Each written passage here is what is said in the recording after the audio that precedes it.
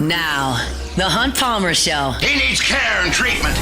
You are now listening to The Hunt Palmer Show, brought to you by Daryl May Remax Partners on 104.5 ESPN Baton Rouge. Is this a great country or what? Locking down the middle of the day, live from the Raising Cane studio. This is Hunt Palmer.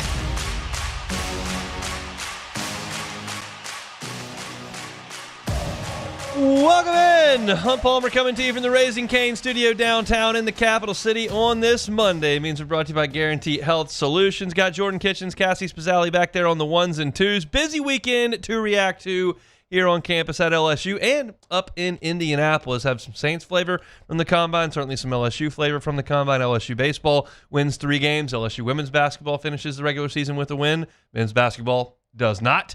And LSU baseball plays tonight as well to kind of wrap around that Friday to Monday weekend series. So they'll take on the Northeastern Huskies this evening. We'll get you ready for that. So plenty to do over the course of the next couple of hours. Let's get things started the way we do every day with our opening drive.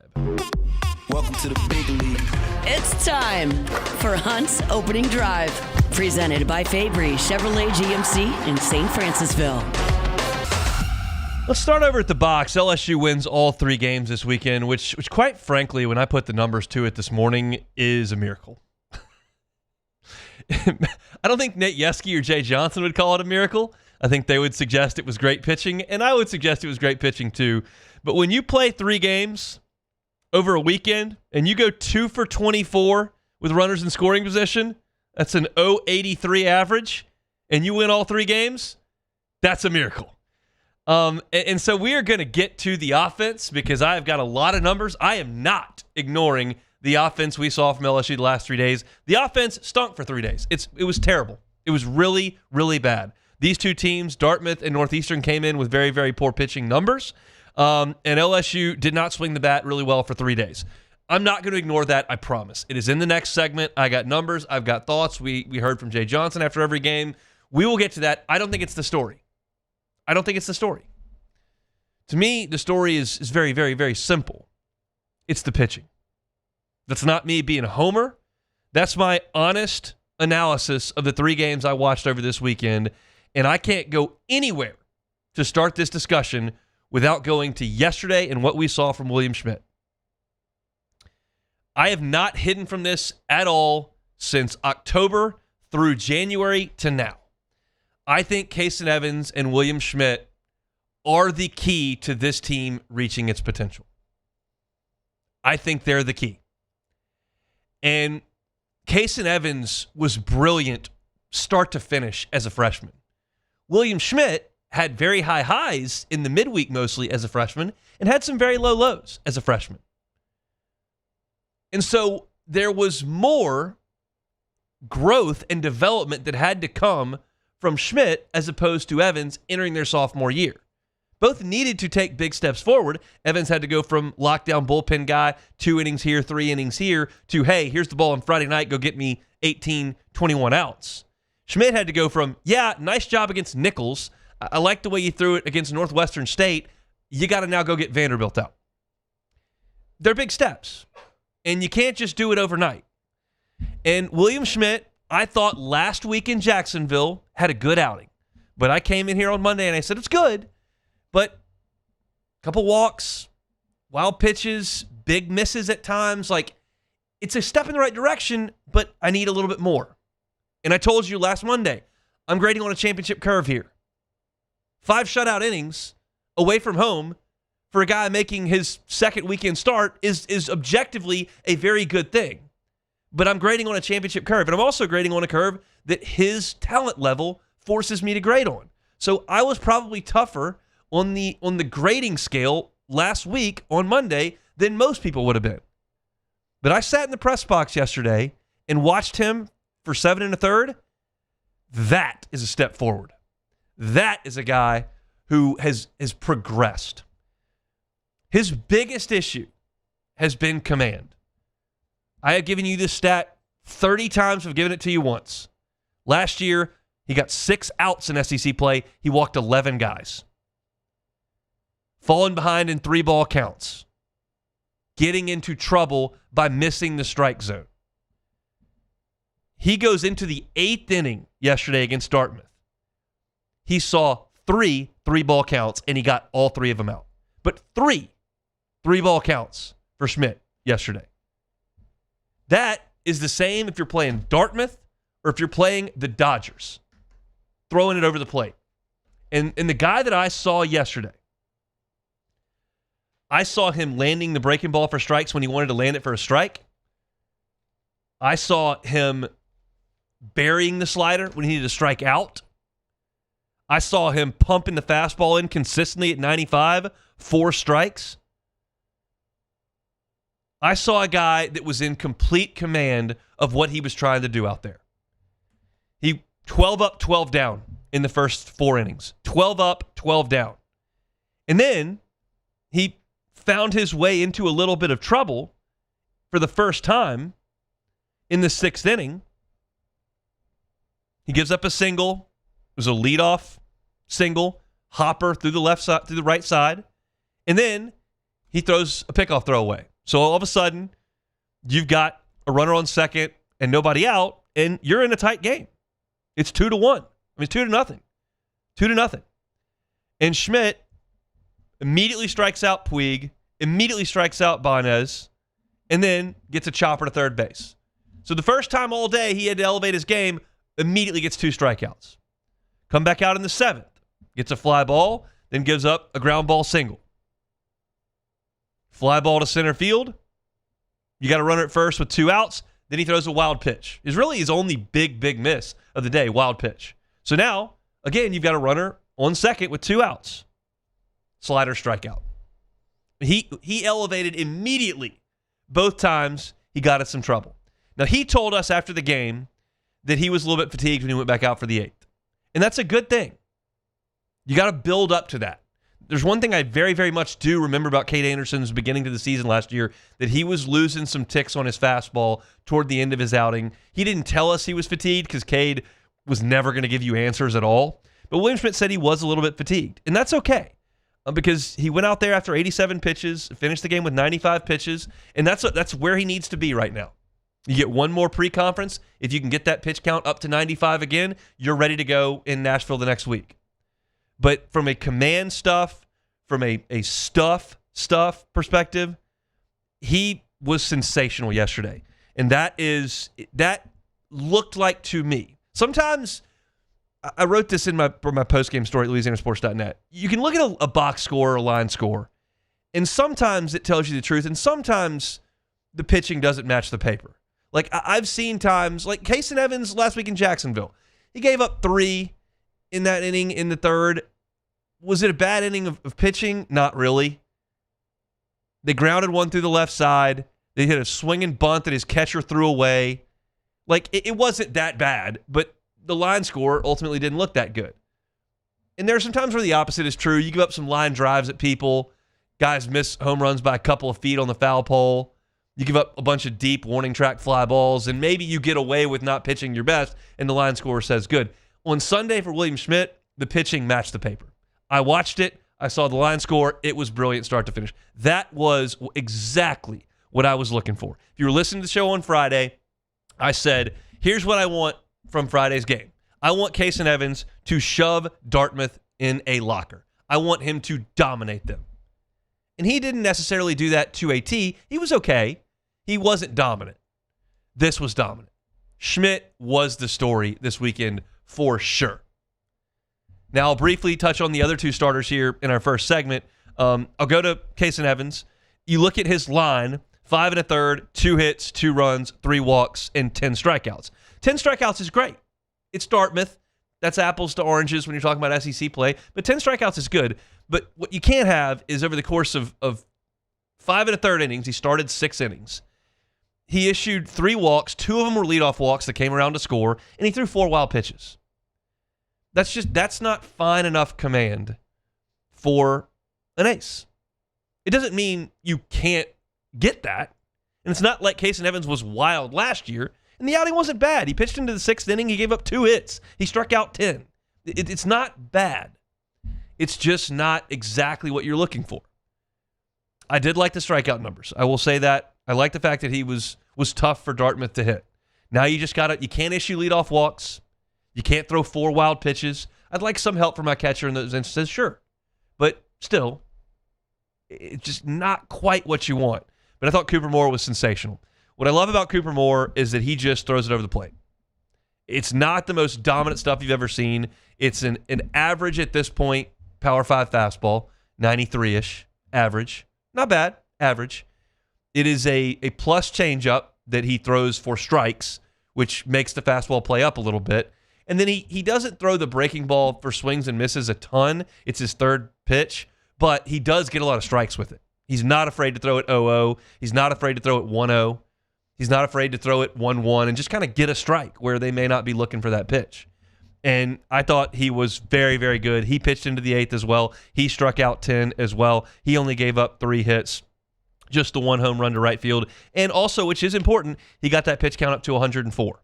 LSU's been fortunate early in the season weather-wise. You have not had to pitch in cold weather environments. You've had an opportunity to get your guys out there lathered up a little bit and get that pitch count elevated. You haven't felt like it was a risk at any point, which can happen in February and early March. So you've got now 3 guys who are getting their pitch count up above 80, up above 85, up above 90 in some instances, and they'll be ready to go when they get to Nashville next week. The pitching this weekend was very, very, very good. And what I loved about this weekend is you were able, and this is not going to be sustainable every single weekend. It's not going to work out perfectly every single weekend. But what you did see over the weekend is that LSU, because the offense was bad, because of that, you had to pitch in high leverage all weekend. And I like that now that you know you've got the results in your back pocket. And what you saw was, hey, Kaysen not quite ready to go the whole way on Friday. He's got to let go of the rope in the 6th inning. Gavin Guidry, 3 2/3 innings, 50 pitches, lights out. But he's burned for the weekend. So what do you have after that? Well, you got to go back to the high leverage because Moore runs out of gas in the 8th. Devin Sheeran comes in. Boom. Inning and a third, struck out 3, no hits. Brilliant. Didn't love the hit by pitch, but the stuff is great. So he's a high leverage guy. He gets a save. Well, you've used those 2 guys. Then you get into high leverage again on Sunday, and Schmidt's got to let go of the rope in the 8th. Donthey comes in and hits a guy, but then you go to Rizzi. Boom. Gets 2 punch-outs, huge punch-outs in the 8th. Incredible stuff there. Then runs into a little trouble in the 9th. You go to Jaden Newt. He throws a changeup, strike 3, and you win the game. But you have high leverage guys that you can consistently go to. And this goes back to my point that I made with my bold prediction preseason. They're going to have 4+ guys with multiple saves. And this is the formula that you saw. You don't have just one bullpen guy that you try to get to win the game. That's kind of where LSU was 2 years ago. It's kind of Griffin Herring early in the season, or we don't have anything else. That was where you were. This team does not have that issue. You need to burn Guidry on Friday to win the game, burn him. You need to extend Sheeran after Guidry's been burned, fine. Because you didn't even go to your left-handers this weekend. And there were other guys that you would trust to get big outs that you never handed the baseball to this weekend because Guidry, Sheeran, Rizzi, high leverage, ready to roll, and then Newt came in and slammed the door on Sunday. So look, to me, and look, I got 15 minutes coming at you on this offense. I got numbers, they're jarring. But the story this weekend is the pitching, and the subtitle to that may be the most important aspect of this at all, is William Schmidt potentially arriving. You don't arrive until you start doing it against the SEC teams. You can't arrive at LSU against Dartmouth and Northeastern. That's not how it works around here. And nobody suggests differently. I'm not breaking any news to anybody there. But it's a step in the right direction. And I was a little bit guarded last week at this time, talking about his 5 shutout innings in Jacksonville against UCF. Not this week. That is exactly what I'm looking for. Blow him away, throw strikes in the zone, eat up innings, dominate. He did it all. That is huge for this baseball team with one pre-conference weekend to go next week against Sacramento State. All right, that's the good stuff. Let's get into some negative stuff because we've got that. The offense needs to snap out of it. What did we see over the weekend? That's next. The Hunt Palmer Show. Fabry Chevrolet GMC. Fabry Chevrolet GMC. They're on Highway 61 in St. Francisville. Wife and I went up to St. Francisville on Saturday, spent the evening up there. It is a hop, skip, and a jump. Not a bad drive at all. So if you're in the Baton Rouge area, do what my wife and I did just Saturday and head up to St. Francisville. Get you behind the wheel of a new ride. You know the Fabry family. They've been in business here for 35 years. 3 locations, 5 brands, and this is a new one for them up there in St. Francisville on Highway 61. If you're looking for an SUV, they've got them. Chevy Tahoe, Chevy Suburbans. They've got the GMC Yukons, Denali's. Go by. Check them out. If you don't have time to head to St. Francisville today, tomorrow, this week, you can start your shopping process online at FabryChevrolet.com. The entire inventory is online at FabryChevrolet.com. They're on Highway 61 in St. Francisville. It's Fabry Chevrolet GMC.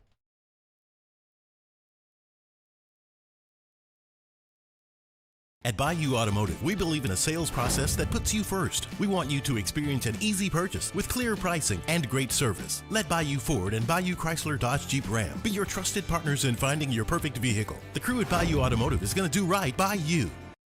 At Raising Cane's, we hand batter every chicken finger, mix every cane sauce, butter every Texas toast, stir every slaw, and salt every fry. Because when you do it right, you can taste it in every bite. Raising Cane's chicken fingers. One love. Lockmair to Sean Fagan and Associates has won for our clients over $175 million over the decades, but our greatest success is our clients who have chosen and trusted us to help them. Whether you hire us at all, give us a call. You've got nothing to lose. Hi, I'm Sean Fagan. If you get injured, you could be staring at medical bills, repair costs, and lost income. Life can be turned upside down. At Lockmair to Sean Fagan and Associates, we'll work to turn your world right side up. Hire us, and like thousands of our clients, you'll be glad you did. These are the luckiest ice cubes in the world. They could have been a thankless bed for an all-you-can-eat salad bar, but instead, they've been called upon to cradle and cool a crisp, refreshing Dos Equis. Looks like the lucky just got luckier. Dos Equis.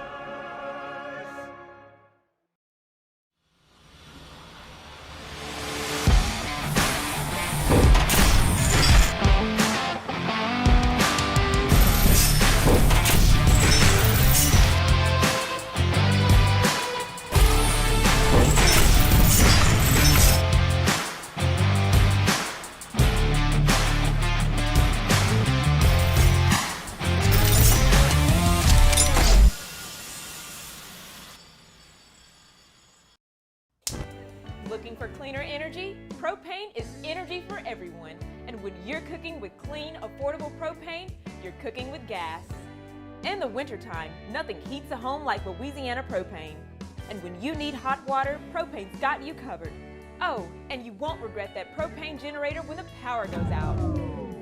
I'm Miss Louisiana, Gabrielle McLeod, and to find more information and to find a propane dealer near you, visit LouisianaPropane.com.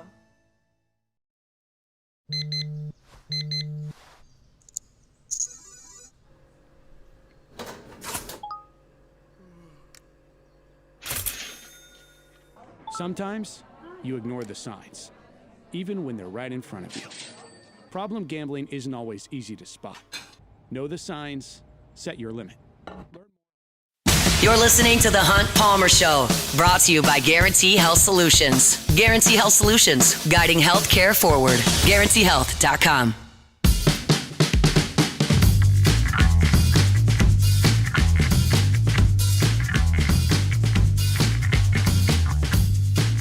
So excited to tell you all about our new Monday partner, Guarantee Health Solutions, healthcare growth partner here under our roof at Guarantee. If you are anywhere in the healthcare space, you're an urgent care, dental office, medical clinic, hospital, emergency room, no matter what the case may be, and you're looking for help, Guarantee Health Solutions is here for you. Trouble getting patients in the door? They can help you with that. Trouble with billing? They can help you with that. Their pillars are innovation, marketing, delivering, and measuring. So if you're looking for somebody to help you with marketing, whether that's social media, whether that's SEO, whether that's traditional like radio and television, Guarantee Health Solutions can be there for you. If you're looking to help with your patient experience, when the patients come through the door, at the front desk, in the waiting room, in the facility, they can help you with that. They've got courses and experts that are there to help you. It's a nationwide product, but certainly those here in Baton Rouge got direct access here to Guarantee Health Solutions. Check them out online at GuaranteeHealth.com. It's Guarantee Health Solutions online at GuaranteeHealth.com. They bring you our Monday shows each and every week. Let's talk about this LSU offense. I did not. You knew when you were watching the games that it was a bit of a struggle. I don't know if I quite put it all together until I put the numbers on a piece of paper this morning. The fact that LSU swept this weekend is stunning when you look at this. There's just almost no way to do it. They were 14 for 85 for the weekend. That's 165 team batting average. They, with runners on base, were 6 for 43. That's a 140 batting average with runners on base. And it was even worse with runners in scoring position. LSU was 2 for 24 with runners in scoring position. That is an 0.83 average. And so if you put those together and you consider that you're not really getting base hits at a 165 average, and with runners in scoring position, you're completely anemic with 2 hits and 24 tries, really the only way you're going to produce any sort of offense is with extra base hits. It's with home runs, and it's with doubles with the guy on first base. And they didn't really do that either. They hit 4 doubles total, 2 on Friday, 2 on Sunday, and 1 home run. Just had Jake Brown's home run on Sunday. Wait, didn't Zach York hit a home run on Friday? Let me make sure that's right. No, on Friday they did not hit a home run. I thought I remembered York hit the home run against McNeese. I wrote it down. I had it right. Just my brain went, that's not right. Zach York hit a home run. He didn't. So you didn't really do anything offensively. Just completely anemic. But you scratched out enough. You got 5 on the board. Thanks to a big swing from Derek Curiel late in that game on Friday.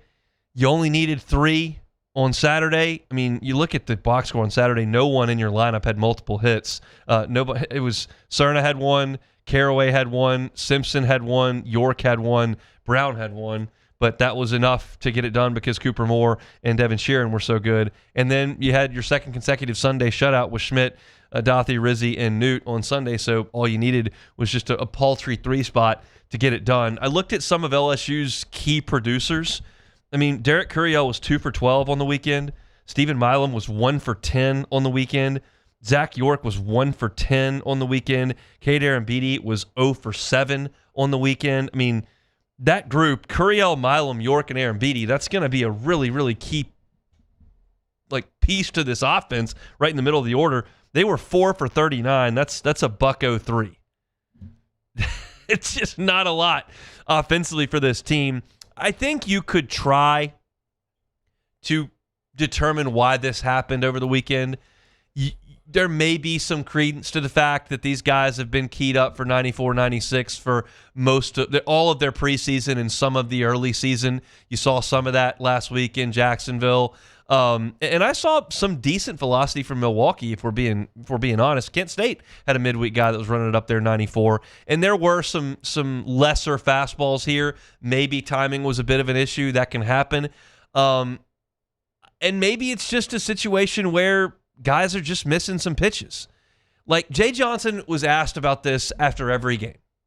And he said 2 things basically that resonated with me in the postgame.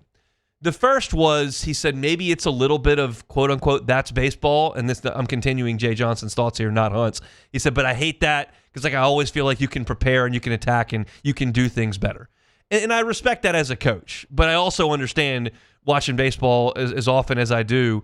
There are just some days where you're not hitting the ball hard. There are some days where you do hit it hard and it's at somebody. There are some days where a pitcher's really got something that you don't have an answer for.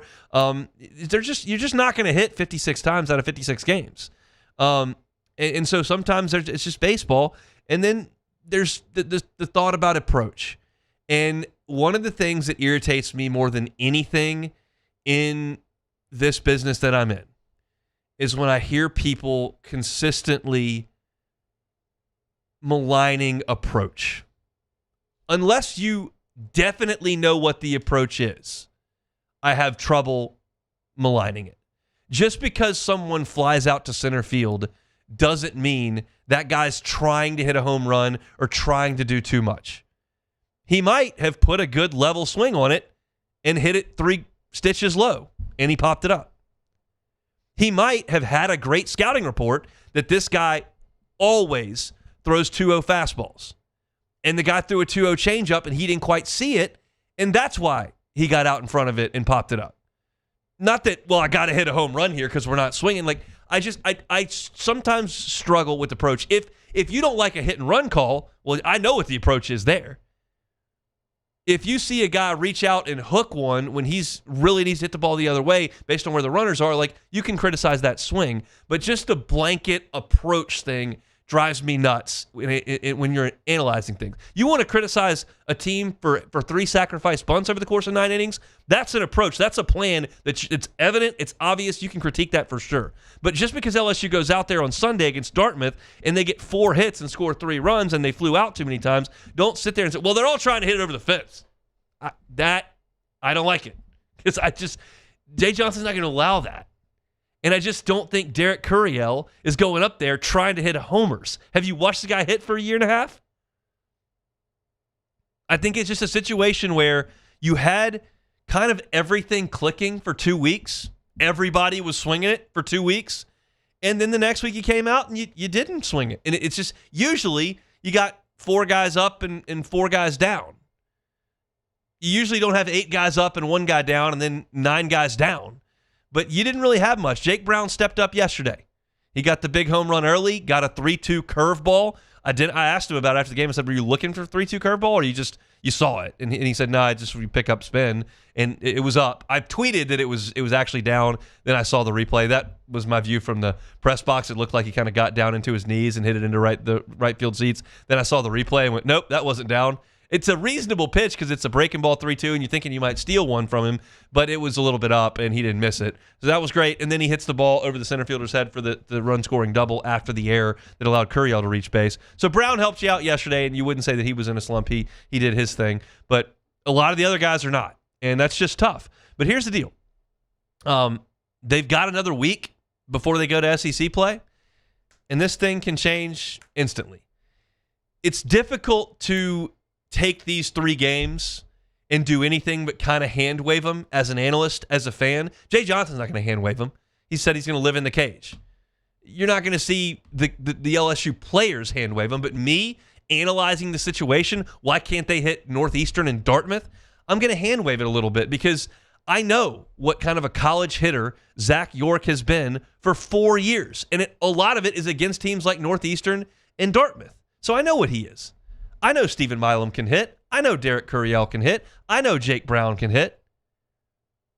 Trent Caraway has played 2 seasons of high-level baseball. There's no question whether or not he can swing the bat at the college level. I don't know about Omar Cerna. I'm not 100% sure about Cade Arambidi. I feel good about him, not 100%. But there are enough guys in this lineup that are old, that have a track record, that have swung the bat at an elite level. And so when they don't score for 3 days against Dartmouth and Northeastern, I'm not going to think too much about it. And frankly, it's awesome that they won the 3 games without swinging the bats at all. And it's a big credit to the pitching staff who was allowed to kind of ease in. And after 2 weeks, LSU had the worst statistical ERA in the SEC, and you were where you were because you were scoring 11 runs a game. So you just flipped it. I didn't think LSU's pitching staff was atrocious when they gave up some runs against Kent State or Milwaukee. And I don't think that LSU's offense is atrocious because they couldn't score on Northeastern. I think they're fine and level here. And your pitching staff's going to elevate from where it was early, and your bats are going to regress a little bit from where they were early, and you just hope that the settling point where they find it is very good in both, and I feel pretty confident that it will be. Jay Johnson said on Sunday, when we asked him if he thought there was a common thread between the 3 games on the weekend, he said, yes, he thought so. He wasn't going to get into it with us, which I understand. That's not something you want teams knowing that you feel like is a weakness in your defense, so telling it to the media doesn't help a lot. And he was going to get to it. And they worked hard on Saturday. They got their pregame early, and they put in a full offensive day before that game. And then they're going to put some work in today before they play, and then he's got to take off either Tuesday or Friday, either Tuesday or Thursday with a Wednesday game against ULL. And they'll break out of it at some point. It might be tonight against Northeastern. It might be Wednesday against ULL. It might be over the weekend against Sacramento State. They'll find themselves once again. But it was a bad weekend. There's no way to sugarcoat that. They did not swing the bat well 1 through 9 over the weekend. They'll be just fine. And the good news is you won all 3 games because you have different ways to win games. And sometimes you need your pitchers to go out there and dominate. And for a lot of the 3 games over the weekend, LSU's pitchers did just that. So hat tip to the Tigers as they sweep over the weekend. Now they move on to tonight's game, which we'll talk about in hour number 2, the final game of the 4-game set, this one with Northeastern tonight at the Box. All right, when we come back, let's talk about the Combine. What did the LSU guys do? That's next. The Hunt Palmer Show. One Bath and Closets. OneBathAndClosets.com is the website. David Duvall and his team, 30 years redesigning and remodeling bathrooms and closets. Safety is a big deal in the bathroom, especially as folks age. And maybe this isn't something you think about day to day, but maybe it's something you should consider. If you need to get non-slip floors put in, you need to get a handrail put in where there are slippery areas. You need to get a walk-in tub for convenience, safety, comfort. You need to get a shower with a bench in it. David Duvall and his team are happy to do that. They do it all the time. Go check out their great work at OneBathAndClosets.com. Go see all of those positive reviews at the bottom of that website where folks have been satisfied with his work in our Baton Rouge area for more than 30 years. There's someone aging in your life that might need a little help in the bathroom. David Duvall and One Bath and Closets are happy to help you out with that. Get that free consultation. Check them out online, OneBathAndClosets.com. At Bayou Automotive, we believe in a sales process that puts you first. We want you to experience an easy purchase with clear pricing and great service. Let Bayou Ford and Bayou Chrysler Dodge Jeep Ram be your trusted partners in finding your perfect vehicle. The crew at Bayou Automotive is going to do right by you.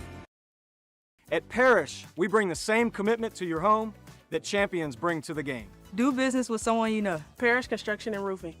Parrish Construction and Roofing. ParrishBuilt.com. At Ochsner, we know healing is a team sport. That's why we've partnered with world-renowned orthopedic surgeon Dr. James Andrews to create the Ochsner Andrews Orthopedics and Sports Medicine Institute. Whether you're a professional athlete or a weekend warrior, our team of specialists are dedicated to getting you back in the game. So whatever your reasons are for reaching your personal best, we've only got one. You. Ochsner Andrews Institute. Long live you. I'm Lawyer Locke Meredith. We are honored and humbled to receive from our clients in Google, based on 5-star client reviews, the designation of our law firm is highly recommended. Whether you hire us at all, please give us a call, 272-5555. You have nothing to lose. Hi, I'm Mitchell Meredith. Injuries happen when you least expect them to, making your life more complicated. At Locke Meredith, Sean Fagan and Associates, we know this and we strive to help each of our clients during these times. Whether you hire us at all, give us a call at 272-5555. Transform your living space with Lacoste & Young Remodeling and take your home from outdated to outstanding. Redefine your kitchen for the ultimate culinary experience or elevate your daily routine with a spa-worthy bathroom retreat. Our skilled team brings 3D modeling to life to ensure your vision becomes a reality. We believe luxury should be accessible and offer tailored solutions to fit your budget without compromising quality.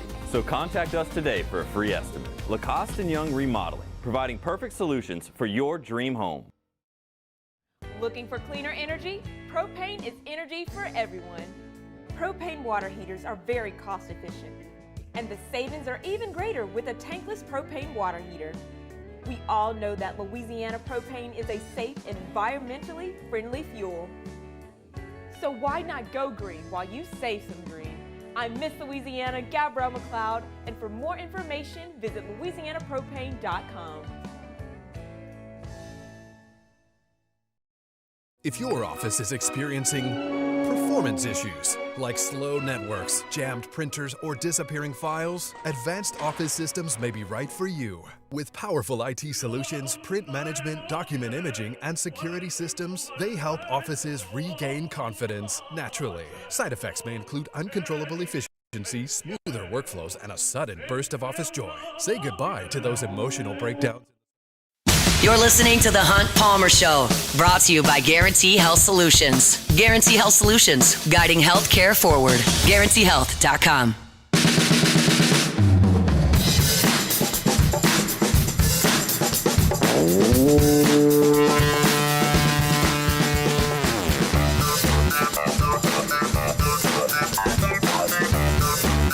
Swing Easy Golf Club in Baton Rouge. SwingEasyGCBR.com is the website. About to be golf time. Well, it kind of is golf time. You got March. Spring is here. Time to get out and play some golf. If you don't have time for a 5-hour round, How about popping into Swing Easy Golf Club on Seagan at Perkins? You can play 18 holes at Pebble Beach in an hour and 5 minutes if you want to. Probably quicker than that if it's just you. Get that personalized bay. Bring your clubs in. Get that bucket of cold beers brought in. Crank some tunes. And play some golf. It's an awesome place to hang out. Awesome place to work on your game. No matter if you're just looking to socialize or looking to hone in that wedge game for the spring that's to come. You can do it at Swing Easy Golf Club on Seagan at Perkins. What a cool spot here in Baton Rouge. If you hadn't tried out the simulator, go by and see them. Seagan at Perkins. They're online at swingeasygcbr.com. Swing Easy Golf Club here in Baton Rouge. All right, NFL Combine wrapped up. I talked about it last week. Just they can make anything in the NFL draw out. The Combine went on for a week. It felt like it never ended. But LSU sent 11 guys up there, and I was very, very curious about the decisions LSU players made with what they were going to do while you're there. If you're not familiar with the Combine, like you can do whatever you'd like or whatever you don't want to do. You got to get measured, and you got to go through the medicals, and you got to talk to the teams. But you want to run the 40? Run it. You want to do the vertical? Run it. You don't want to do it? Don't.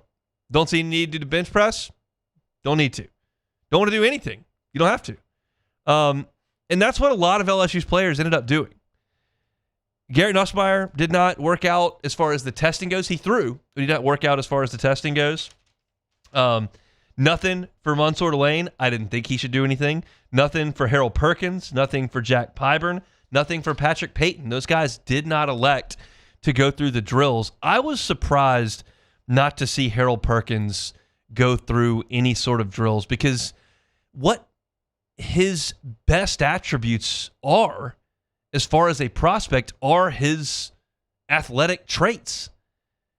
He's not the biggest. His production and where he fit into the scheme at LSU over 4 seasons wasn't awesome. There were times where it was good. There were times where it wasn't. But he is really fast. He is really quick. He can really jump. And I just thought he would go through some of that. Now, he has every right to say no, and I'm going to do it at Pro Day. He has every right to just say, no, I'm not going to do any of it. I'm just a little bit surprised that a guy that I feel like would test as well as he could test, I thought he would go do that. I'm also a little bit surprised that Jack Pyburn didn't do anything. He just seems to me to be such an ultra-competitive guy, and I think he would do really well on the bench press. He's strong as an ox. But he decided not to. I knew Patrick Payton would measure very well, and he did at 6'5", 260 pounds. Like he's huge. You could see that at practice. But didn't want to do any of the drills. I'm not, again, at all surprised that Mansour Lane didn't do them because I didn't think he had anything to prove at all. You want to know how fast I run? Look at the tape. You want to know how long my arms are? Watch the tape. Like, you want to know how quick I am? Watch the tape. I completely agree with Mansour Lane's decision there. But of the guys that did work out, clearly the headliner was Xavier Thomas. And if you read my post at LouisianaSports.net previewing the Combine, I wrote something to the effect of, well, Xavier Thomas is not the biggest guy, and he might not be the fastest guy. I did not know that Xavier Thomas had the type of speed that he showed last week in Indianapolis. He ran a 4.28 in the 40. 4.28.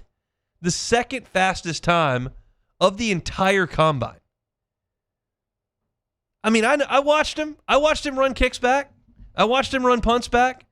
I saw LSU try to get him the football in the running game. I know he had a big year, relatively speaking, in LSU's offense last season.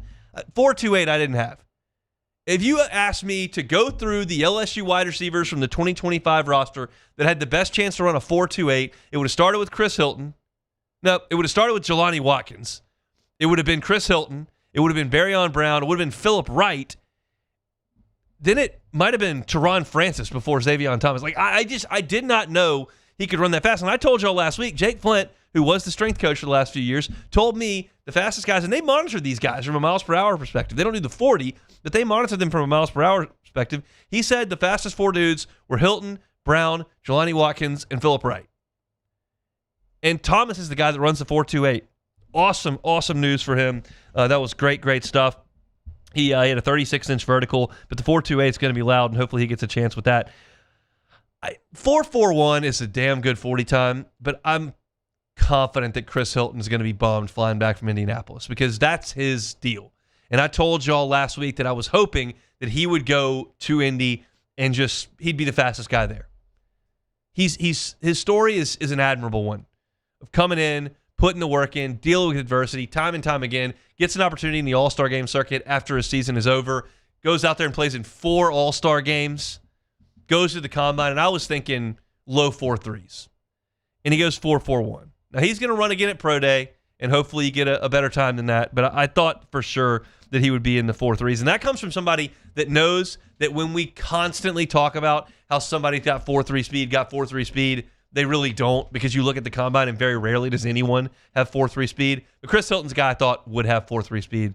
Didn't quite get there with the 4.41. Same can be said for Barrion Brown. 4.41 for him as well. It's the only event that Barrion Brown did and did not quite crack the 4.3 number. Barrion Brown's got a little bit more production on tape than Chris Hilton does. He's one of the all-time leaders in Kentucky receiving history. He's got those 6, I believe now, kickoff return touchdowns to his name. There's a lot of stuff that Chris Hilton doesn't quite have, but I thought those guys might run a little bit faster.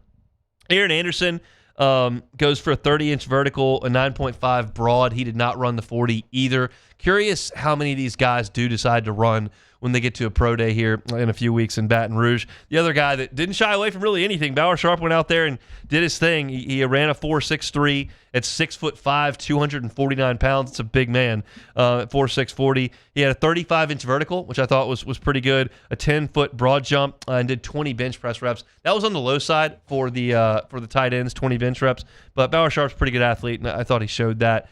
For the LSU guys, I think it's probably to me 4 bullet points from the combine. 1, Nussmeier said he got hurt in day 2 of practice. Just wild that we potentially missed that, if he's telling the truth. But Nussmeier injured, Davion Thomas 40, Chris Hilton, Barrion Brown 40, and then the last one, to me, is Harold Perkins punting on it. And maybe he's just doing it all pro day, and that is perfectly fine. I'm not disparaging that at all. I'm actually not disparaging the decision in any way.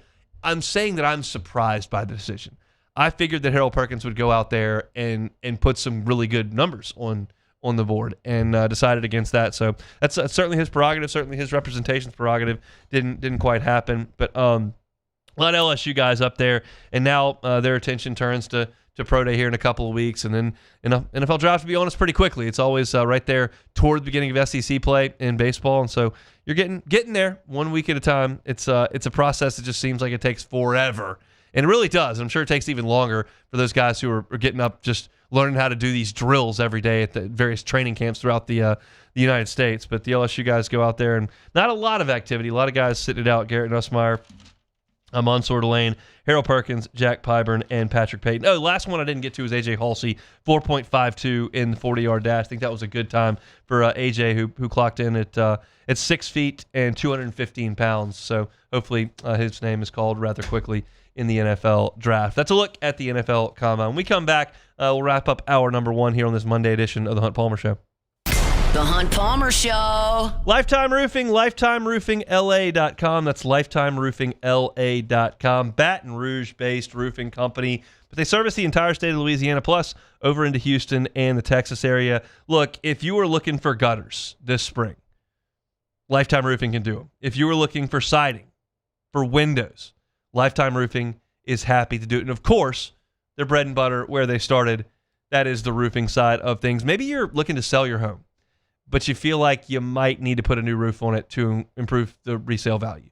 They can do that, and they're happy to. Financing options are available, 0% up to 18 months. Even if there's a deductible you want to finance, they can do that as well. Check them out online at LifetimeRoofingLA.com. They offer roof replacements, of course, roof repairs as well. They can do a tune-up if that's what you're looking for. Don't do this after storm season. This is the time of the year to make sure your roof is in great condition. So do it with the folks at Lifetime Roofing. They're online at LifetimeRoofingLA.com. After a decade of working in private duty nursing, I know how hard it can be to find compassionate care for the ones that you love the most. So I started Decision Critical, a premier concierge nursing agency, so we can take care of you wherever you are. Our highly skilled nurses provide exceptional care from the comfort of your own home, with personalized packages for short-term, long-term, or even around-the-clock care. Visit us at decisioncriticalbr.com and give us a call today to get started. If your office is experiencing performance issues like slow networks, jammed printers, or disappearing files, Advanced Office Systems may be right for you. With powerful IT solutions, print management, document imaging, and security systems, they help offices regain confidence naturally. Side effects may include uncontrollable efficiency, smoother workflows, and a sudden burst of office joy. Say goodbye to those emotional breakdowns in the supply closet and get back on track with Advanced Office Systems. At Bayou Automotive, we believe in a sales process that puts you first. We want you to experience an easy purchase with clear pricing and great service. Let Bayou Ford and Bayou Chrysler Dodge Jeep Ram be your trusted partners in finding your perfect vehicle. The crew at Bayou Automotive is going to do right by you. My father, J.B. Falgu, had a vision of growth for First American Bank and the communities we serve. The bank's foundation was built on his legacy of compassion, loyalty, and dedication. Through his years of leadership, First American has prospered to heights even JB could not have imagined. I know my father would be extremely proud of the customer service and financial stability that First American provides to Southeast Louisiana.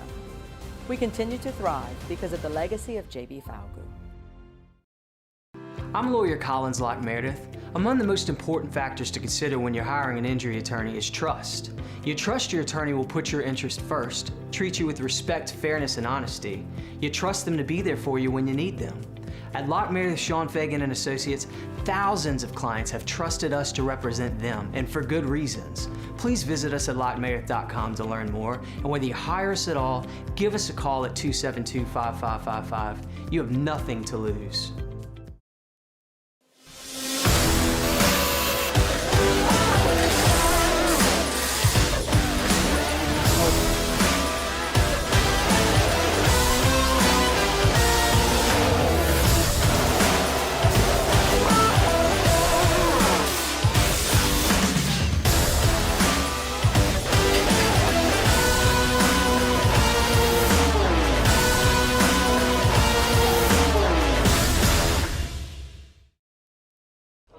These ice cubes could have been a thankless bed for an all-you-can-eat salad bar. But instead, they You're listening to The Hunt Palmer Show, brought to you by Guarantee Health Solutions. Guarantee Health Solutions, guiding health care forward. GuaranteeHealth.com.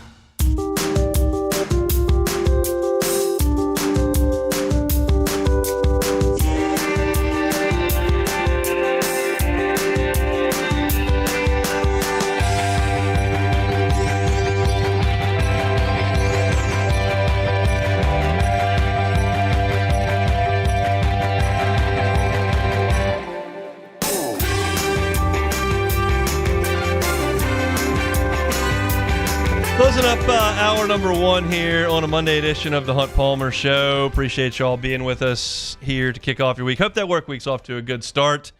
Palmer's headed out to the ball field tonight for the first time for the Myers man.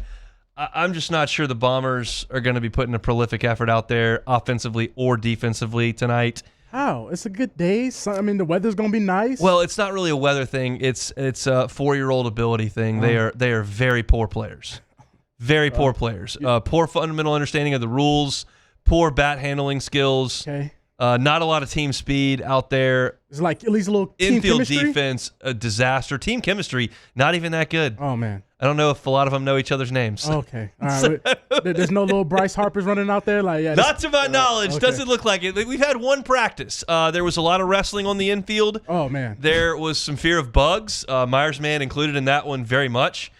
Terrified of bugs, in fact. What about the outfield? Were they picking daisies in the outfield? There was some of that. Okay. Some didn't even care that practice was going on and didn't have their glove, and they were just out picking up sticks and stuff. So, we'll see how the Bombers play today. I have low expectations on opening day of the Bombers. I think y'all need to, change the game plan up and be more of like a bunting team. Just try and just bunt off a tee? Yeah, now we're not really trying to, swing for the fences now. Just get the ball, hit the base. We'll see how it goes. Full report coming on tomorrow's show of how the Bombers show up. I don't know who they're playing against, but The Bombers look like a tough squad this year. If you had to say a line, what you think the line might be? Well, that's tough because I had to figure out soccer last year with the Shark Dogs. Yeah, they were just getting destroyed by they were all 3 at that point by the 4-year-olds. Like we were setting soccer lines at like 23 goals. Okay. They were, and the Shark Dogs were not covered very often. So Okay. I'll have to get a look at the other teams in the league. All right. And we're gonna come back with like, all right. I think at this point you got to put the line as a pick 'em if they're the same age and just see how bad these guys are. Right. I've practiced with Myers though. He does know you don't really try to you can record it out. They're not really good enough to do that, but if you do get the ball on defense and hold your hands up, then they stop the kids from running. Okay. So we've worked on that. Okay. We've practiced. He knows what to do. Put the hands up. So we'll All see. right. We'll see how that goes. Full report coming tomorrow on the Bombers' first game. Speaking of poor teams, LSU basketball played on Saturday.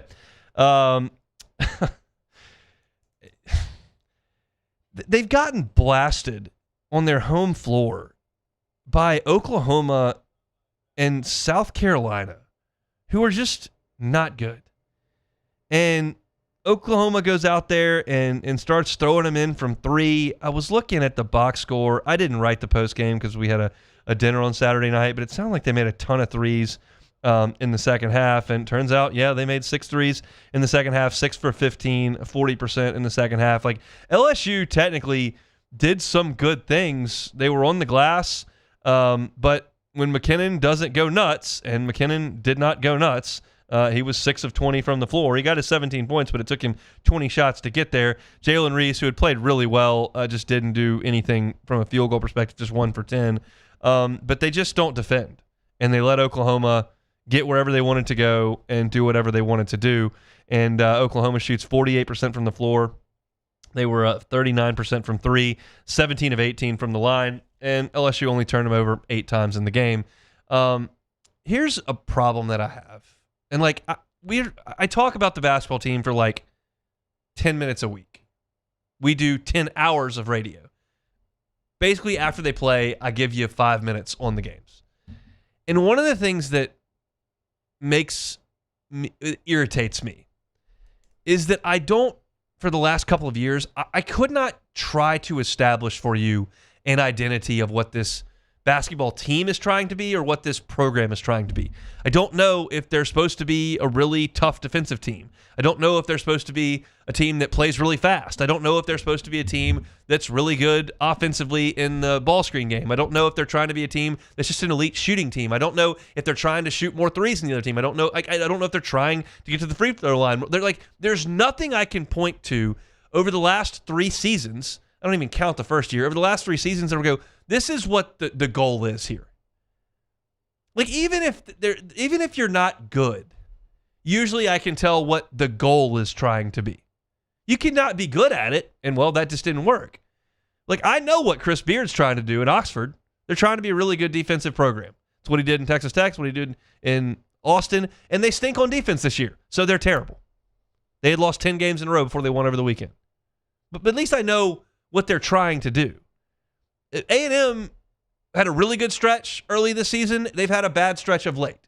But all throughout the stretch, I know they're trying to play really fast. They're trying to press. They're trying to shoot threes.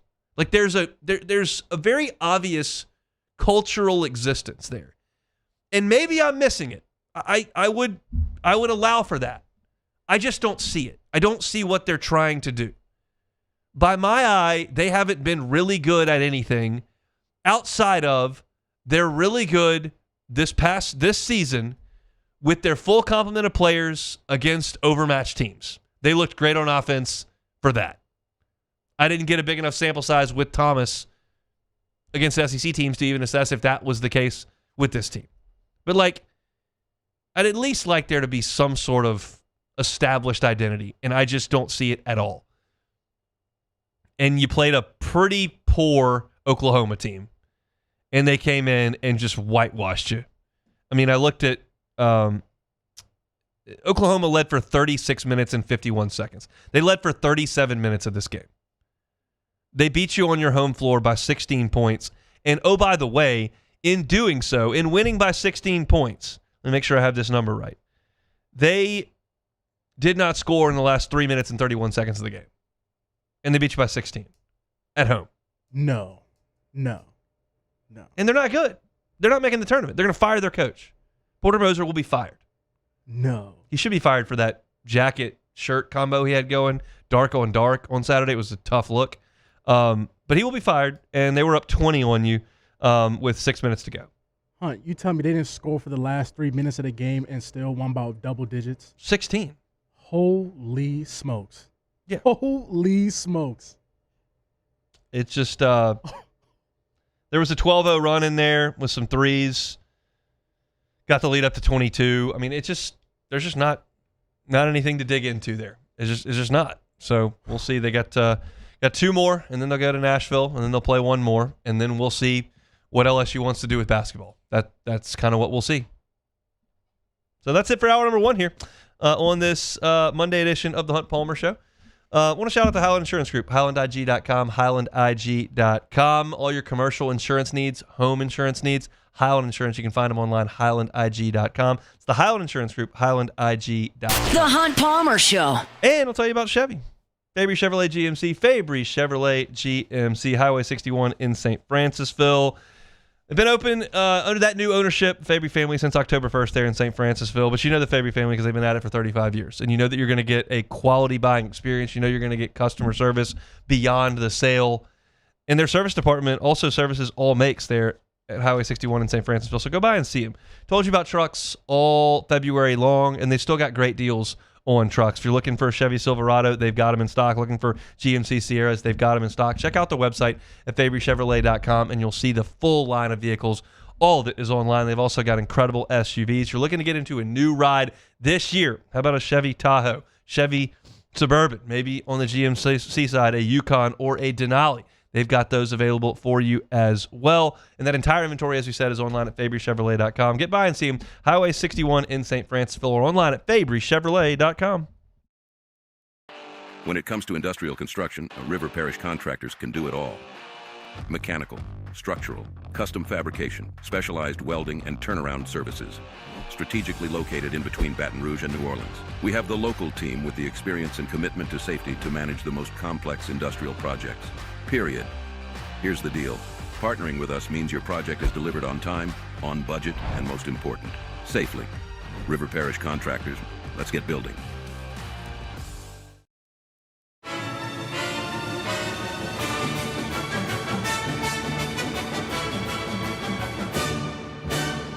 The Cane's Box Combo, a symphony of flavors.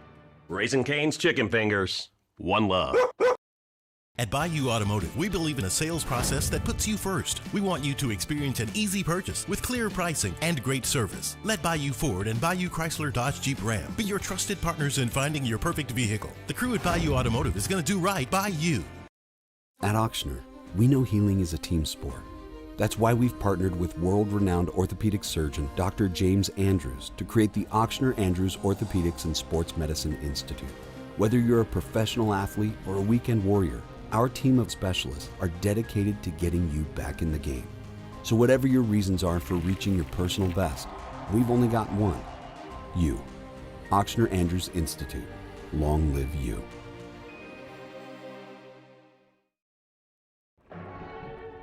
These are the luckiest ice cubes in the world. They could have been a thankless bed for an all-you-can-eat salad bar. But instead, they've been called upon to cradle and cool a crisp, refreshing Dos Equis. Looks like the lucky just got luckier. Dos Equis. Today, we are shaping tomorrow. We are researching how extreme stress impacts the immune system, from trauma victims to athletes and even astronauts. Our work is leading the way in sepsis treatment, saving countless lives. We're unlocking the mind with music in exciting new ways. Our Lady of the Lake Health and LSU are improving the health of our state. That's the impact of champions.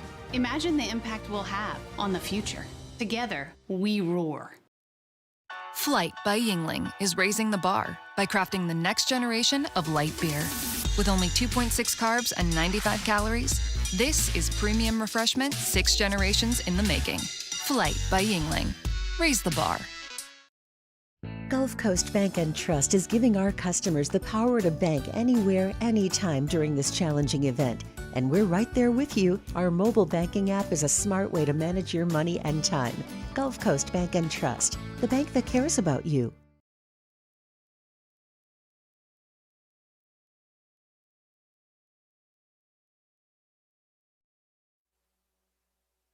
This is SportsCenter. I'm Christine Lisi. Buck star power forward Giannis Antetokounmpo expected to return tonight against the Celtics, reports ESPN's Shams Charania. Giannis out the last 15 games with a right calf injury, officially listed as questionable. Milwaukee went 8-7 without him and is 3 games out of the final play-in spot in the NBA's Eastern Conference. NFL, a pair of trades for the Texans today. They're acquiring running back David Montgomery from the Lions for offensive lineman Juice Scruggs and 2 draft picks. He can only help a Houston running game coming off a lackluster 2025 season, explains our Harry Douglas. This is a 5'11", 230-pound back that can get downhill. You talk about 3rd and short, 4th and short, goal line situations, but a really good 1st and 2nd down back.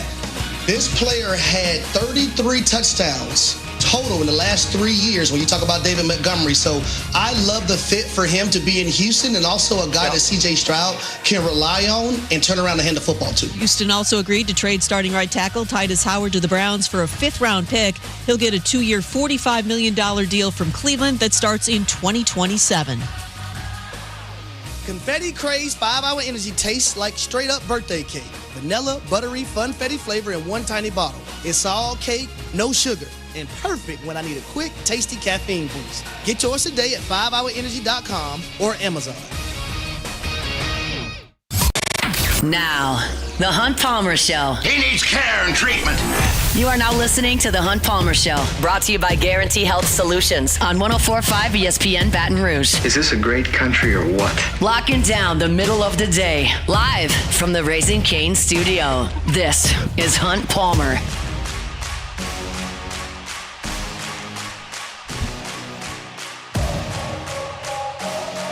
Hour 2, Monday edition of the Hunt Palmer Show, brought to you by Guarantee Health Solutions. You can find them online at GuaranteeHealth.com. That's GuaranteeHealth.com. They bring you our Monday shows each and every week. I'll talk about tonight's game between LSU and Northeastern coming up in 15 minutes. I want to do a quick whip around of the Southeastern Conference's baseball weekend here at the top of this hour. And I start outside the SEC, if that makes any sense at all. It does a little bit, but not really. I've got a little bit of disappointing news for those of you out there that support the LSU baseball program. Just a little bit of disappointing news. Not earth-shattering news, not heartbreaking news, not devastating news, just a little bit of disappointing news. There are 8 national seeds in the college baseball tournament, correct? 8 teams that guarantee themselves a spot at home until you get to Omaha, correct? And we think that LSU should be in the mix for that far more often than they're not, correct? This year, unfortunately, there are only 7 left to be had. That's my opinion, at least. Because after the last 2 weekends, where the UCLA Bruins have swept TCU in LA last weekend, and then went to Arlington and beat Tennessee and beat Texas A&M and beat Mississippi State, with a Big Ten slate coming, I just don't see how that's not going to be a top 8 team. I guess the Big Ten could get at them a little bit here or there, but the SEC had 3 swings at it over the weekend and didn't get it done, and TCU had 3 swings at it the week before and didn't get it done. So that's a 6-0 against a nice group of competition on the weekend, and they handled it all. Last night, if you didn't see this, the Mississippi State UCLA game was sensational.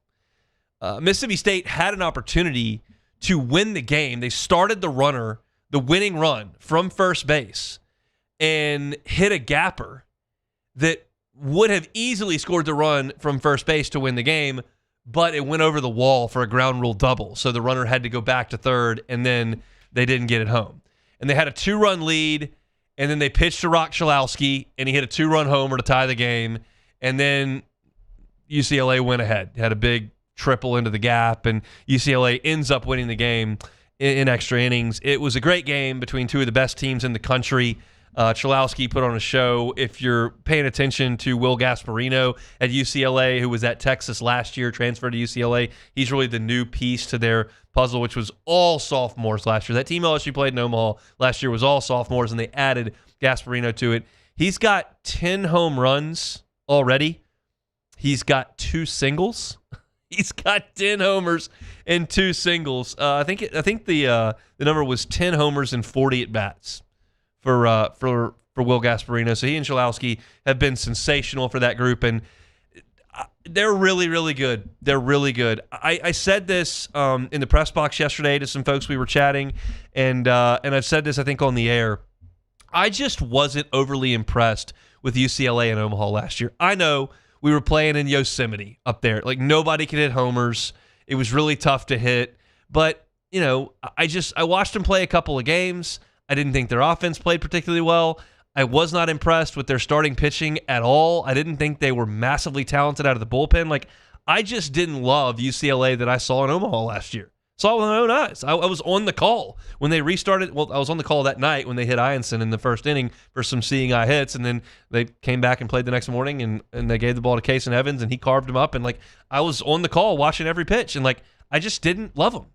And so when everybody was putting them preseason number 1, I was like, okay, I get it. Their whole team's back and they went to Omaha, but do we know besides Chalowski this is a great team? They beat up on the Big Ten and they got to Omaha and they didn't play that well, but they're good.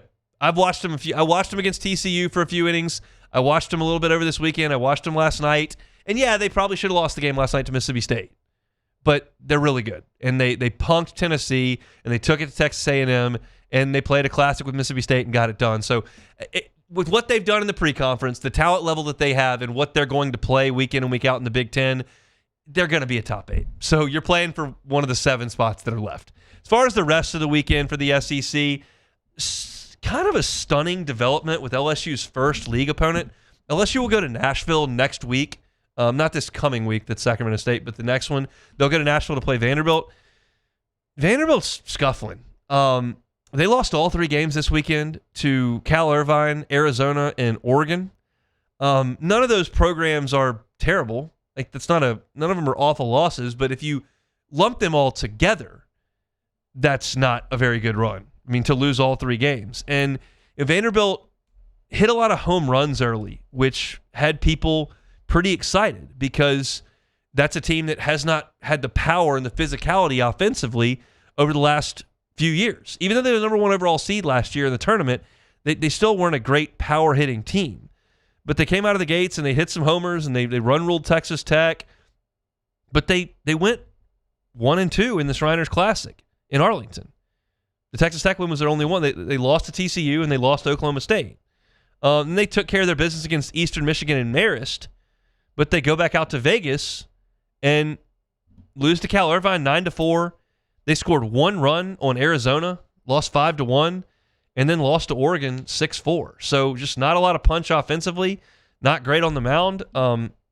Just a little bit stunning to see that from Vanderbilt after they kind of cured what ailed them early in the season. So that was an interesting result.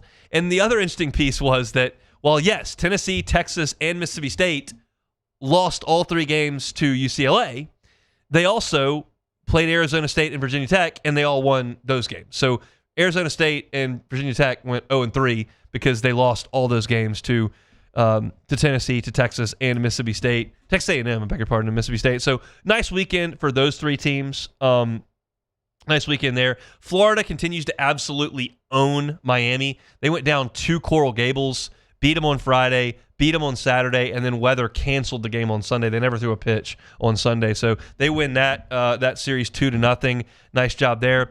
Bumpy go of it for Arkansas in their game against UT Arlington. They did nothing offensively in one of those games against UT Arlington, and that is a little bit troubling because a lot of the pieces to their prolific offense from last year are gone.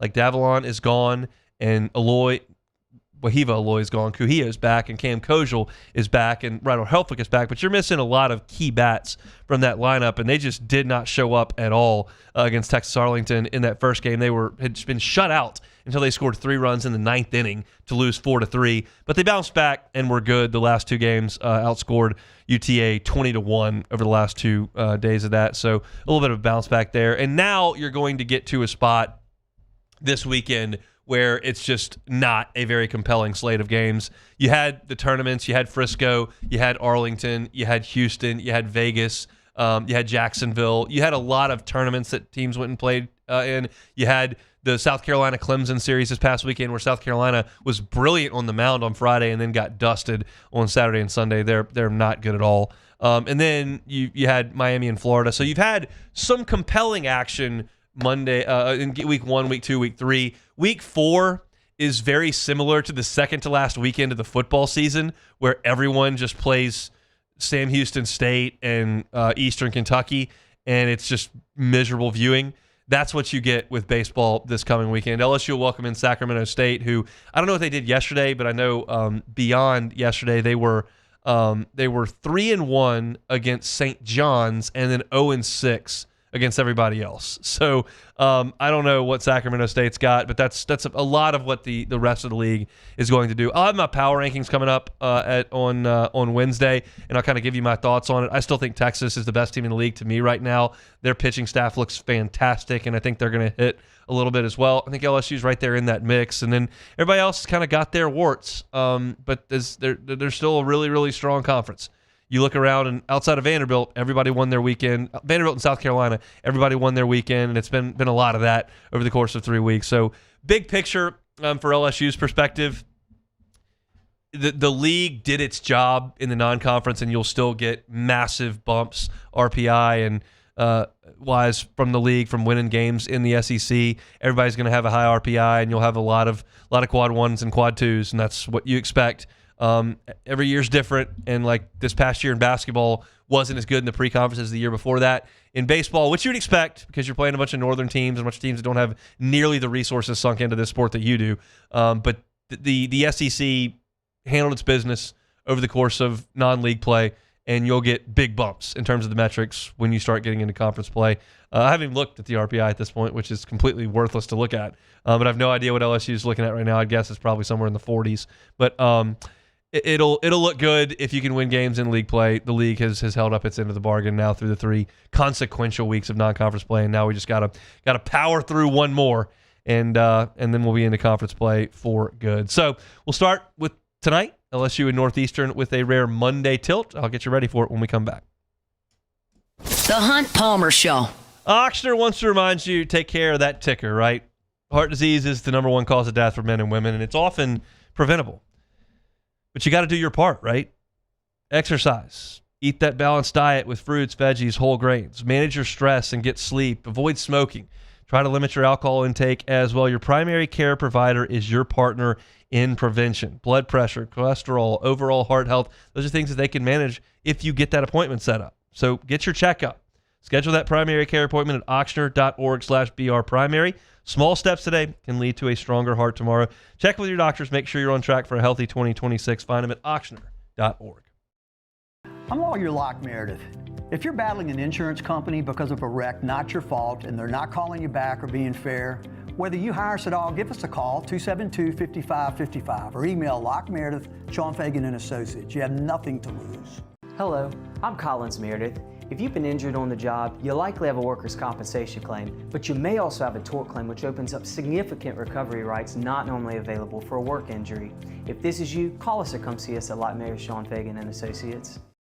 I'm Gabrielle McLeod on behalf of the Louisiana Propane Dealers. I have spent hundreds of hours preparing for scholarship competitions. That preparation paid off when I won the Fitness and Talent Awards along with the title of Miss Louisiana. The Louisiana Propane Dealers are also pretty talented and want you to be prepared for when the power goes out. Visit LouisianaPropane.com to find out about propane generators and other safety tips. Louisiana Propane, it truly is the fuel for our future. My father, J.B. Falgu, had a vision of growth for First American Bank and the communities we serve. The bank's foundation was built on his legacy of compassion, loyalty, and dedication. Through his years of leadership, First American has prospered to heights even J.B. could not have imagined. I know my father would be extremely proud of the customer service and financial stability that First American provides to Southeast Louisiana. We continue to thrive because of the legacy of J.B. Falgout. After a decade of working in private duty nursing, I know how hard it can be to find compassionate care for the ones that you love the most.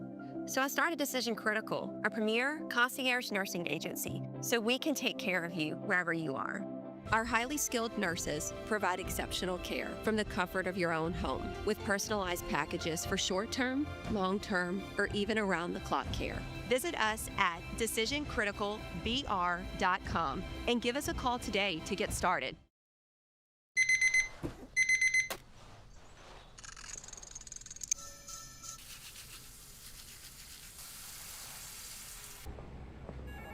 Sometimes you ignore the signs, even when they're right in front of you. Problem gambling isn't always easy to spot. Know the signs. Set your limit. Learn more about healthy gambling habits by visiting us online or text or call for free confidential help now.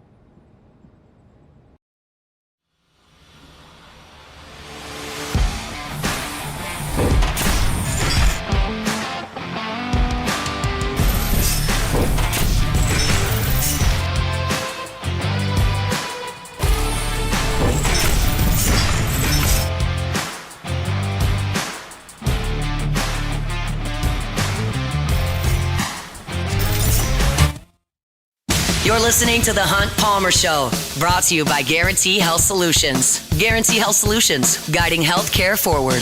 GuaranteeHealth.com.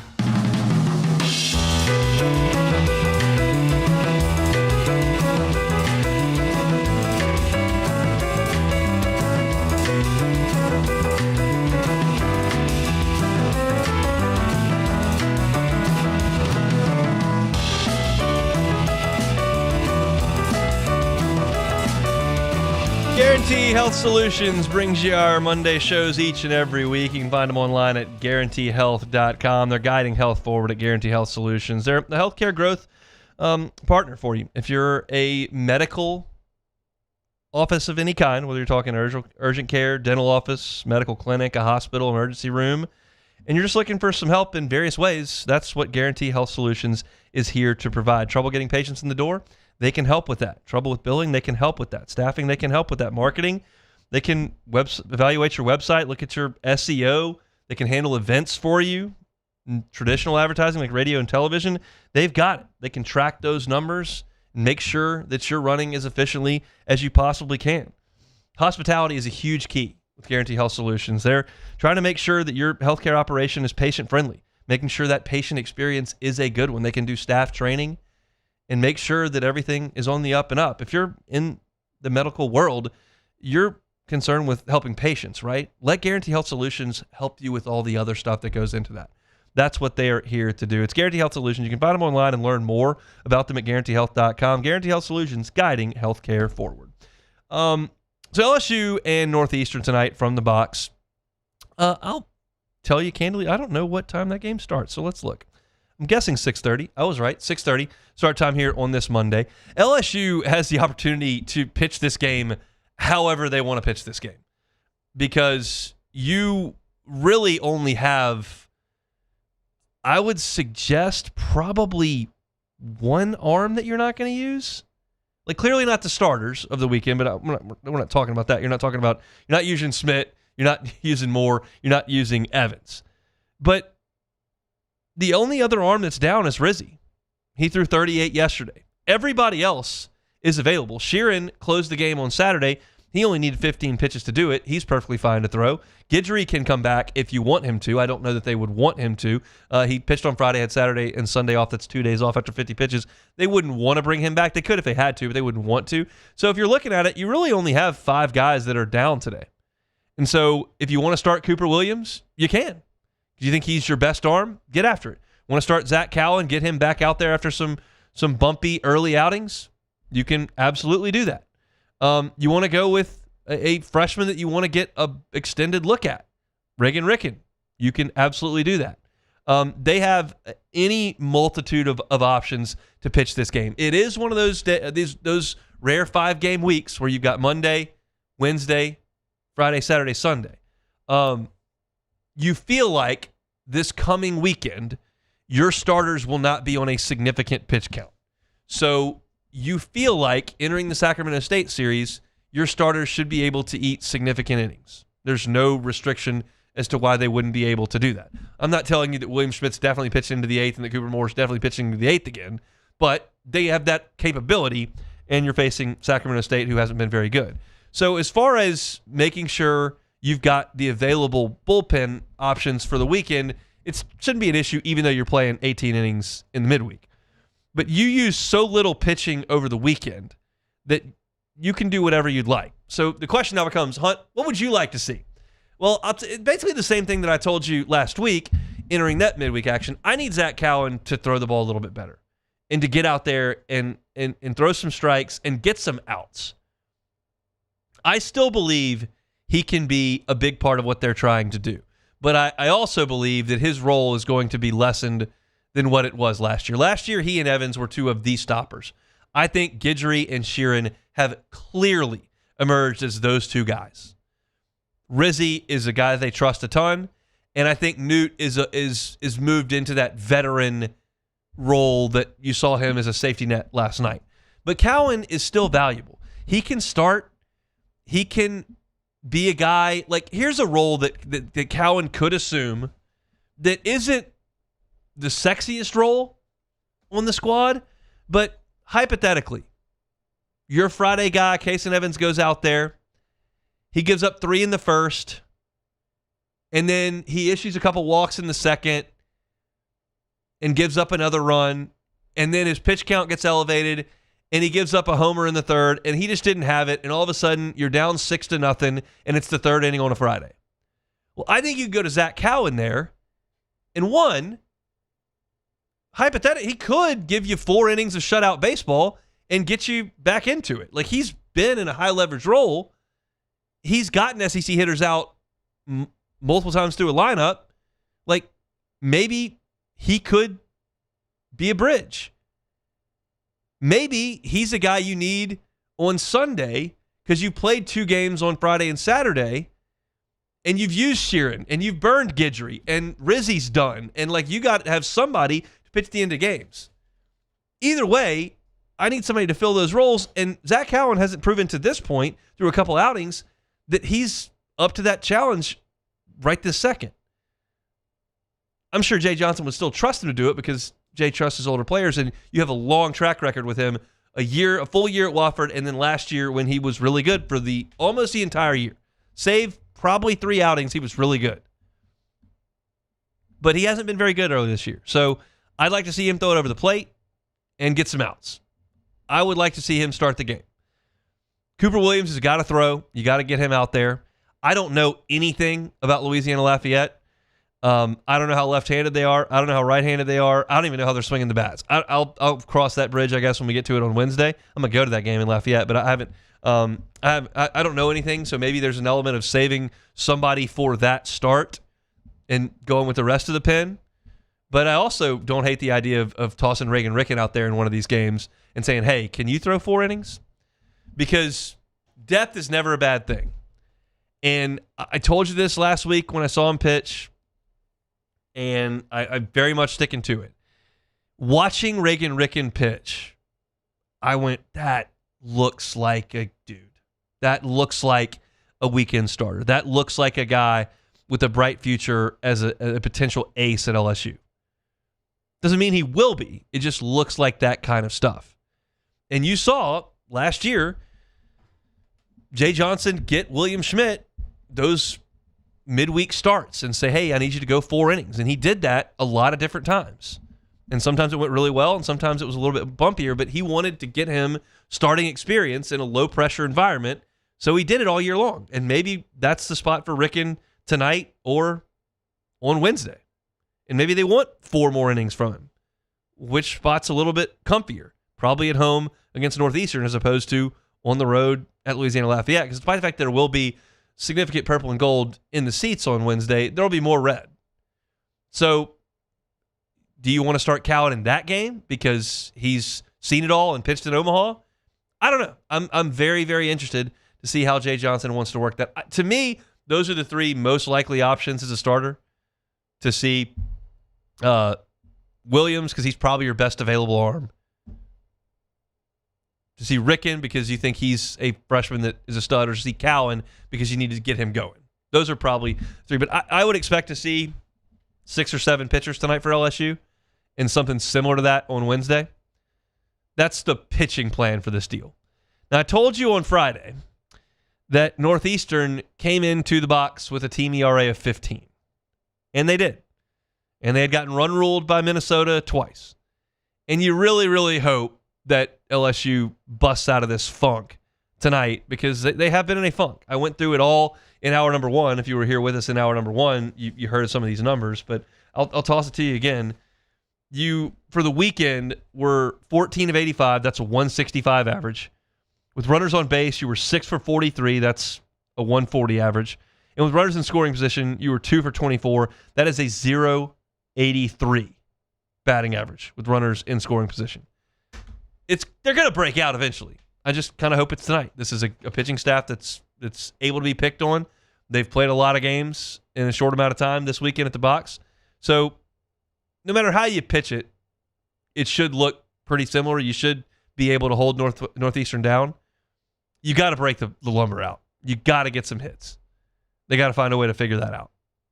So that's what you're hopeful for tonight. You can catch that over on Eagle 98.1. It says first pitch 6:30. 6 o'clock will be your pregame show. Saw Chris Blair at the box over the weekend. Buzzy Heidel was in yesterday. We've seen some of Jeff Palermo, of Doug Thompson over the last couple of days. So LSU basketball probably left today. Maybe Chris left with them. I think they're on the road on Tuesday. I have to look. Again, we talked about this on Friday.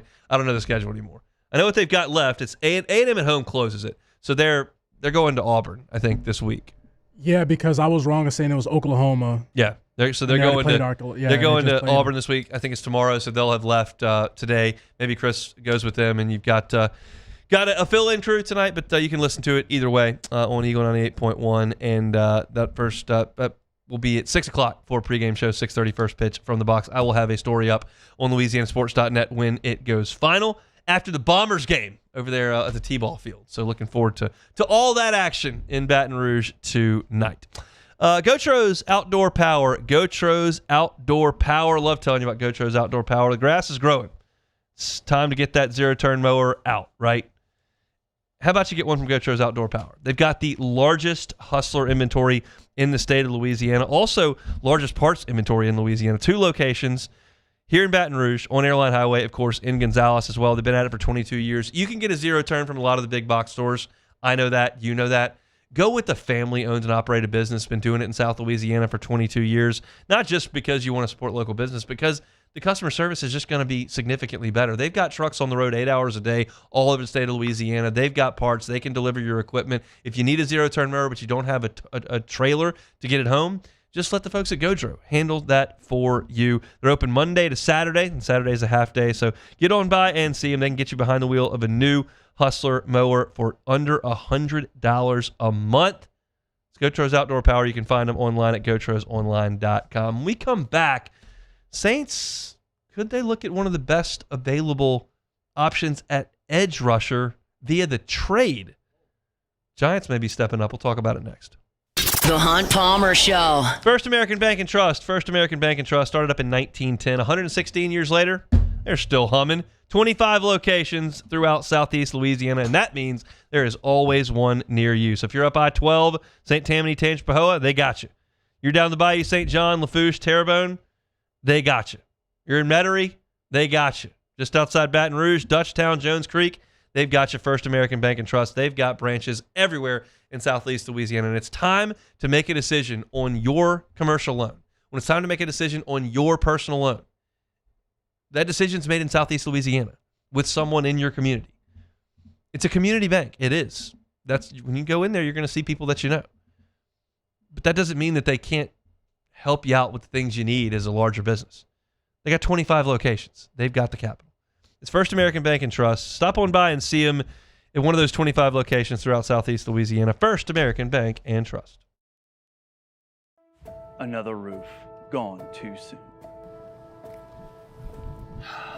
Look Looks like neglect. There's no doubt about it. This is a case of poor installation. At Pelican Roofing, we don't guess. We investigate to find the real cause of your roof's problems. Call Pelican Roofing for your free roof investigation today. Case closed. At Raising Cane's, we hand batter every chicken finger, mix every cane sauce, butter every Texas toast, stir every slaw, and salt every fry. Because when you do it right, you can taste it in every bite. Raising Cane's chicken fingers, one love. Hi, I'm Mitchell Meredith with Locke Meredith, Sean Fagan & Associates. We take great pride in educating our clients about their rights. Whether you're injured at work or while you drive, call our office at 272-5555. Knowledge is power, and you should know your rights after an injury. Hi, I'm Sean Fagan of Locke Meredith, Sean Fagan & Associates. When insurance companies have been unfair, we've never been afraid to go to trial. Fighting hard to protect your rights, we never settle a case out of convenience. We only settle when it's right for you. Whether you hire us at all, give us a call. Looking for cleaner energy? Propane is energy for everyone. And when you're cooking with clean, affordable propane, you're cooking with gas. In the wintertime, nothing heats a home like Louisiana propane. And when you need hot water, propane's got you covered. Oh, and you won't regret that propane generator when the power goes out. I'm Miss Louisiana, Gabrielle McLeod, and to find more information and to find a propane dealer near you, visit louisianapropane.com.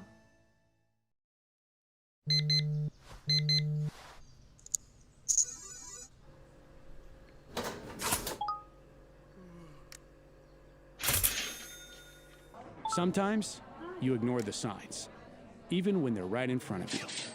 Problem gambling isn't always easy to spot. Know the signs, set your limit. Learn more about healthy gambling habits by visiting us online or text or call for free, confidential help now. Transform your living space with Lacoste & Young Remodeling and take your home from outdated to outstanding. Redefine your kitchen for the ultimate culinary experience or elevate your daily routine with a spa-worthy bathroom retreat.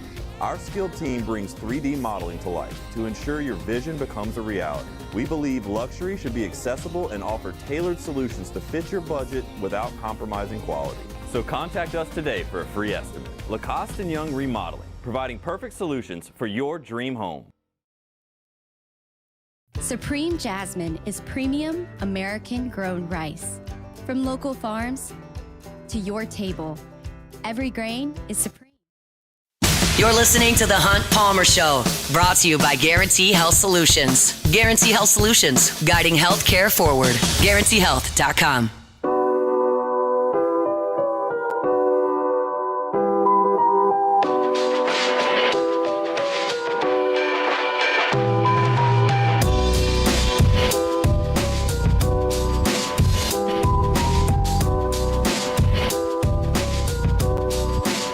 Monday show is brought to you by Guarantee Health Solutions, GuaranteeHealth.com, GuaranteeHealth.com. NFL Combine wrapped up over the weekend, and while it is for the evaluation of this incoming draft class, it's also an opportunity for the entire NFL to go to Indianapolis and go to St. Elmo's and have a couple glasses of wine, a couple cocktails, and kick some things around. And if you listen to some of the NFL insiders that go there, like, things happen in the Combine. That aren't necessarily just running 40s and 40-yard dashes and interviews. There are also potential trades that go down and decisions that can be made and maybe some agreements that can be put into place while the whole league descends into one city. And one of the reports that has surfaced is that the Giants potentially could be looking to move on from Kayvon Thibodeau. They could free up $20 million-ish in cap space if they do it. He's got 1 year left on his contract. And so Bovada decided to go put some odds out onto where Kayvon Thibodeau might be next season. The shortest odds are San Francisco at plus 400. Buffalo and the Jets are plus 500. Chargers and Colts plus 600. Eagles plus 1,200. Chiefs plus 1,400. And they're the Saints right there at plus 1,800. So not as if the Saints are being rumored to be right in the mix here. I mean, how many teams is that in front of them? 1, 2, 3, 4, 5, 6, 7. 7 teams right there in front of them via the odds. So it's not as if the Saints are some sort of real favorite to get in the mix here. But would it make sense? Well, here's the scenario Kayvon Thibodeau has been in the league 4 years. He was the 5th overall pick in the 2022 draft out of Oregon. And he started 14 games as a rookie, had 4 sacks, got some votes for Defensive Rookie of the Year, finished 4th there. And then as a 23-year-old second-year player, he exploded onto the scene with 11.5 sacks. 11.5 sacks in 17 games for the Giants in 2023. And since then, he's missed some time. He missed 5 games in 2024. He missed 7 games in 2025.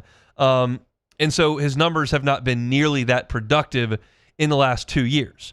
But over 4 years with the Giants, 23.5 sacks, 31 TFLs, and he will play his age 26 season coming up in 2026. So would it make sense for the Saints to make a move there for Kayvon Thibodeau? You look at the Saints on the edge. You've got Chase Young. You've got Carl Granderson. You don't currently have Cam Jordan. You're working through that. Does it make sense to add Kayvon Thibodeau? And my answer is very, very likely not. Because he's got 1 year left. And I don't believe this is a year you should be parting with assets to enhance. I don't believe that to be the case.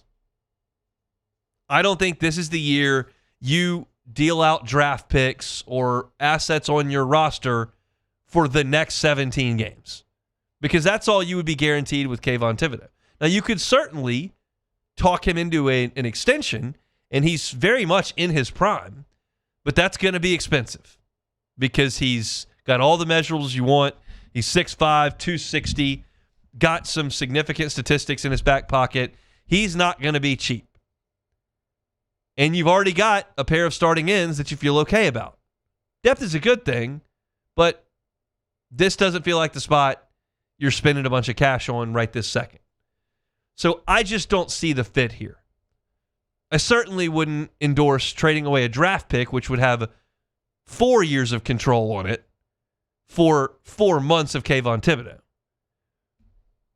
And I don't know if that's the guy that I want to dump a bunch of money into right now. I loved the Chase Young deal at the time because it was a 1 year deal at the front, and it was just kind of a low-cost,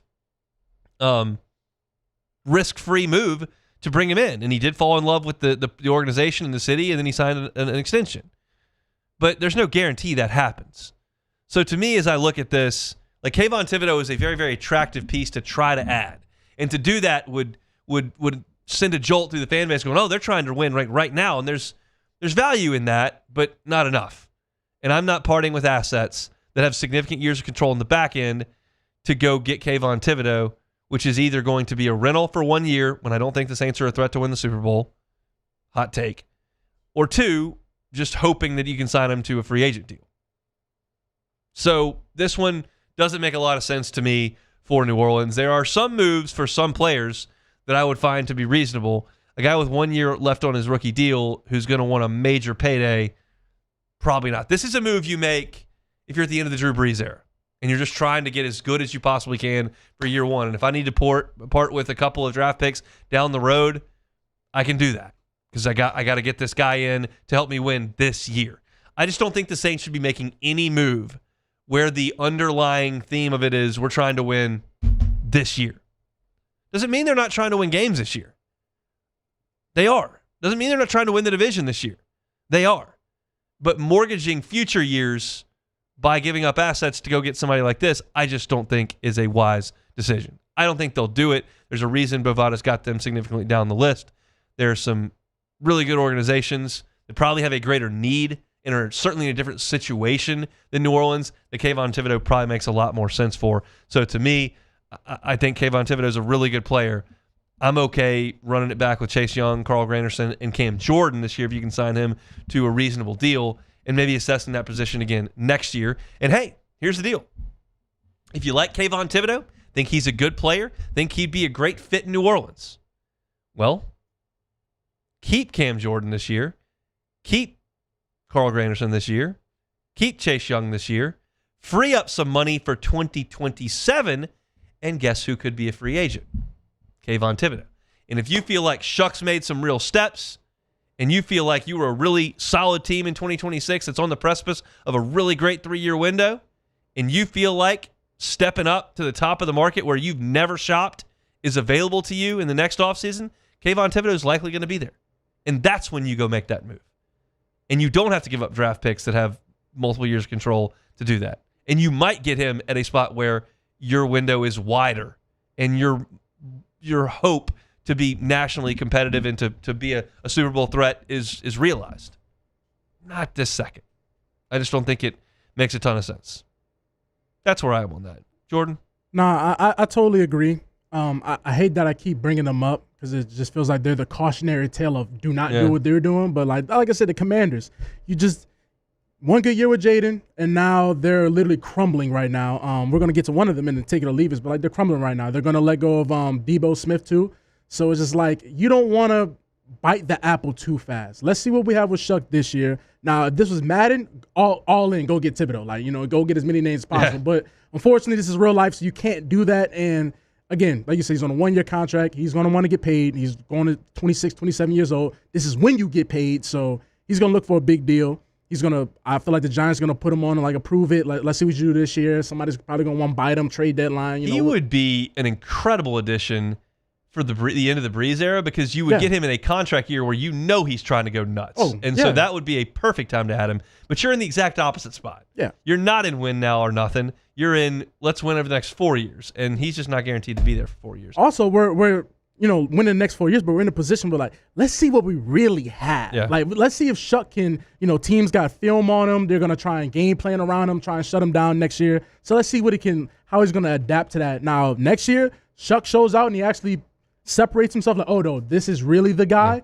Yeah. Then, maybe we can start looking at, okay, we can start shopping around. But until then, let's see what you have next year. I'll say this. You would look really good breaking the defensive huddle with Kayvon Thibodeau on one end and Chase Young on the other. Oh, my goodness. That's like two cyborgs. They look like the Fox robot that runs with the football. No. That's what both of those guys look like. That's what you would have on the two edges. They're the prototypical 6'5", chiseled DN as you want, freak athletes. And, his last name is Thibodeau. He could do something with Thibodeau down here. We ain't gonna speak to existence, but if it was like an NIL type of situation, he can make something work with that Thibodeau down here. But I think if it's Madden, go get him. But let's see what Shuck and the team looks like next year, and then we can start shopping. He's from California. How many Thibodeaus are in California? We got folks from down the bayou moving out there. What's the deal? I don't know. All right, but what Tom Thibodeau? That used to be the basketball coach. Yeah, he didn't have an X on his though. He didn't. No, he didn't. Either way, interesting. You got to have some Louisiana roots. There's got to be something there. Spelled too close. Yeah, I'm not going to run the old family tree out on him, but there's got to be something there that got him out to California.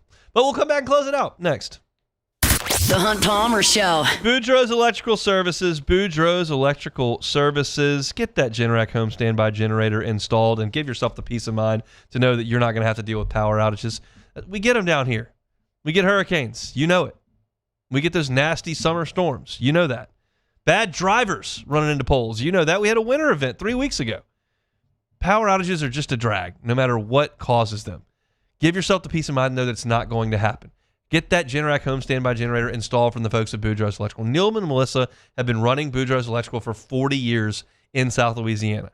So they know what they're doing, and they're one of the few locally owned and operated generator providers around. Most of them have sold to larger conglomerates and hedge funds.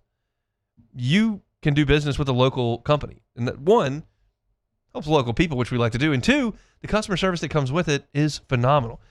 If you have a Generac home standby generator that you want monitored 24/7 and you want someone that will be prompt and come out and service that generator if there's an issue, Boudreaux's Electrical needs to be your phone call. Get that Boudreaux's boost, 985-397-1562. That's 985-397-1562. Or you can call the Gonzales location, 225-300-9389. That's 300-9389. Over 40 years in the state of Louisiana. It's Boudreaux's Electrical. Boudreaux's Electrical.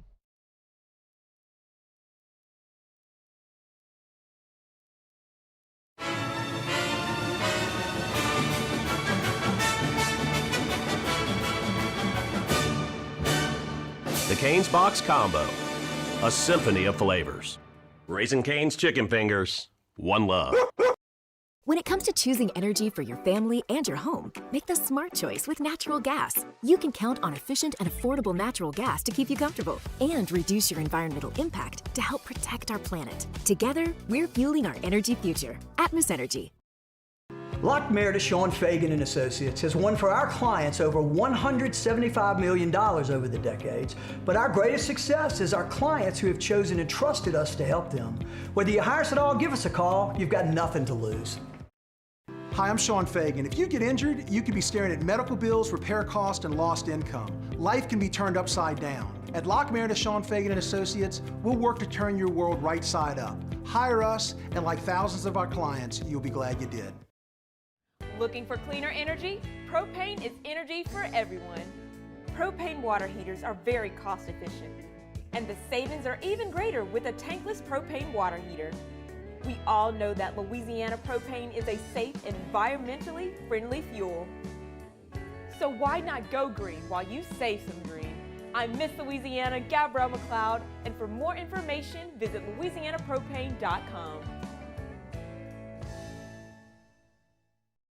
If your office is experiencing performance issues like slow networks, jammed printers, or disappearing files, Advanced Office Systems may be right for you. With powerful IT solutions, print management, document imaging, and security systems, they help offices regain confidence naturally. Side effects may include uncontrollable efficiency, smoother workflows, and a sudden burst of office joy. Say goodbye to those emotional breakdowns in the supply closet and get back on track with Advanced Office Systems.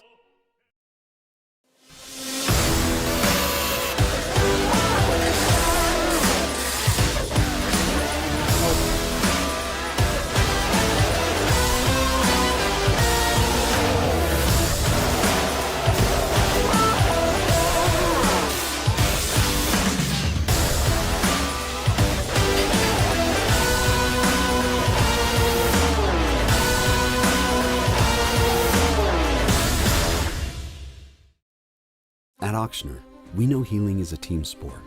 That's why we've partnered with world-renowned orthopedic surgeon Dr. James Andrews to create the Auctioner Andrews Orthopedics and Sports Medicine Institute. Whether you're a professional athlete or a weekend warrior, our team of specialists are dedicated to getting you back in the game. So whatever your reasons are for reaching your personal... You're listening to The Hunt Palmer Show, brought to you by Guarantee Health Solutions. Guarantee Health Solutions, guiding healthcare forward. GuaranteeHealth.com.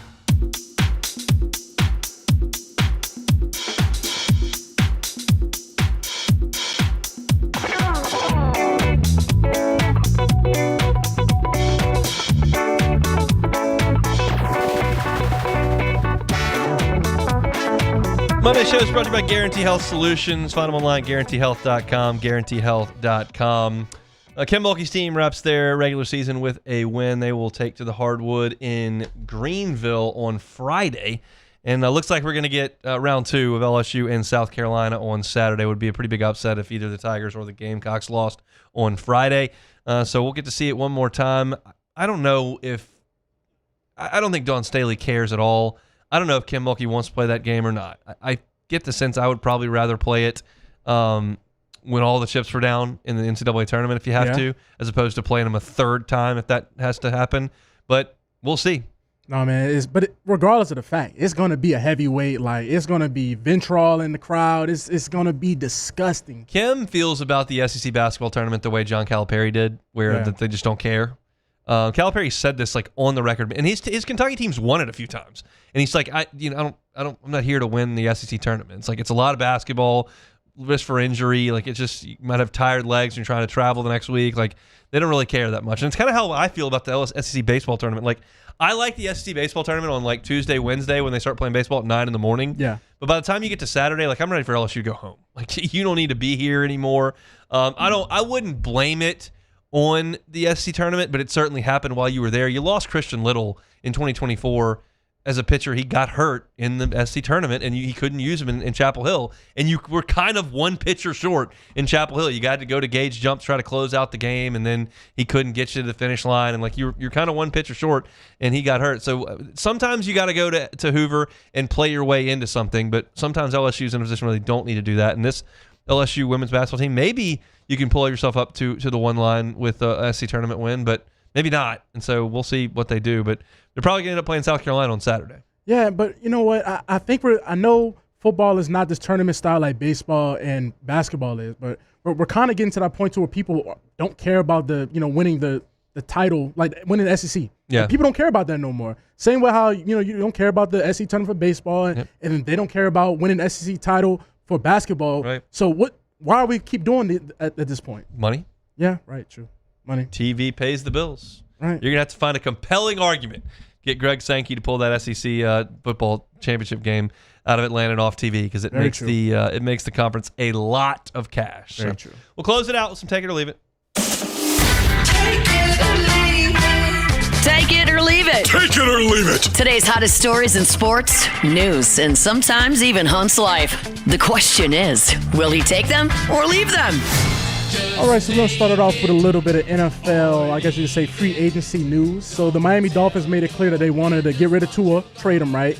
Well, according to the Athletic's QB-needy teams are waiting through an imperfect veteran and rookie market, and that a lot of teams are not even hitting the Dolphins' line for Tua. So are the Dolphins going to have to cut Tua Tagovailoa, take it or leave it? I'll leave it. They don't have to cut him, but if they want to move on, they're going to have to probably take a pretty low return for him.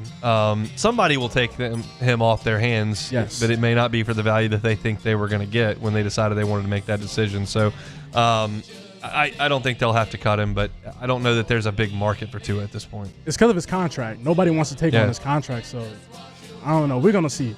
I just know the Dolphins are not going to have Tua as their starting quarterback going into next year. So let's get on to the Washington Commanders, as they have informed Marshawn Lattimore that he will be released once the new year starts up. As you know, the Commanders and Saints made that trade for 3 draft picks, and those picks ended up becoming Jonas Sanker, Quincy Riley, and Devin Neal. Woo! So is Mickey Loomis in his prime again? Take it or leave it. He won that one. Goodness gracious. That's a big-time win. Yeah, for sure. I'll take it. And I'm not going to get too cranky with Washington for trying that. No. They got to the conference championship game. They needed a corner. And he wasn't great for them. He's past his prime. He was hurt. But they took a swing at it, and they got to a place they had not gotten in better than 2 decades. So I'm not mad at Washington for making that deal. But if you're the Saints, if you're Mickey Loomis, that is a huge win, because I don't know if Devin Neal's going to help, and I don't know what level Jonas Sanker and Quincy Riley are going to be at, but it would flat shock me if Sanker and Riley were not significant contributors on this defense coming up. So to get 2 contributors for a guy on an expiring deal, awesome, and then you get Devin Neal to throw in there, and hopefully he can help too. So that's huge. Now, I think we can look at this in the next couple of years, that this could be one of those franchise-altering trades. I'm not going to say it's going on to be like the Herschel Walker trade for the Cowboys, but it could be where we look back at it like, hey, the Saints all turned it around once they traded Lattimore for, like I said, Riley, Jonas Sanker, and Devin Neal. So you never know when Father Time's coming. He comes with a hatchet. Oh, he does. But Hunt, we can't say that we didn't see Lattimore starting to fade, though. We did see it. So that's why it was kind of crazy that the Commanders did go out and give so much. But again, like you said, they needed a cornerback. They felt like Jaden was time to make that push. So USC forward Chad Baker-Mazzaro, who's 26 years old, the team leading scorer, is no longer with the men's program, as the school announced. So this is a very bizarre situation. So after the Saturday's loss against Nebraska, early in the second half, he had like a hard fall after he blocked somebody. He pulled himself out the game, comes back out of the locker room, and sits by the fans on the bench. Not with the team, sits by the fans. So, USC came out and said he's off with the team. 26 years old. So is this the end of these old COVID guys in college basketball? Take it or leave it. I'll take it. I say that. But, Baker-Mazzaro has been an interesting case. He was at Auburn, and he was like their best player, and then he left. Now, it turns out good idea, though. He knew because Bruce Pearl was leaving, but just a weird deal. It always puzzles me when players so very obviously put themselves ahead of the team. Yes. And in that case, you're just very obviously putting yourself ahead of the team, and I've just never understood that. It's just not how my brain works. I feel like you get to be a part of a team, and you're trying to achieve success as a team, and pouting like that and separating yourself from the team just seems immature to me and pitiful. But people at Auburn kind of saw it, and certainly you see it at USC, and he'll have to find a way. He's a good player, but too old to play in college now, so get on down the road.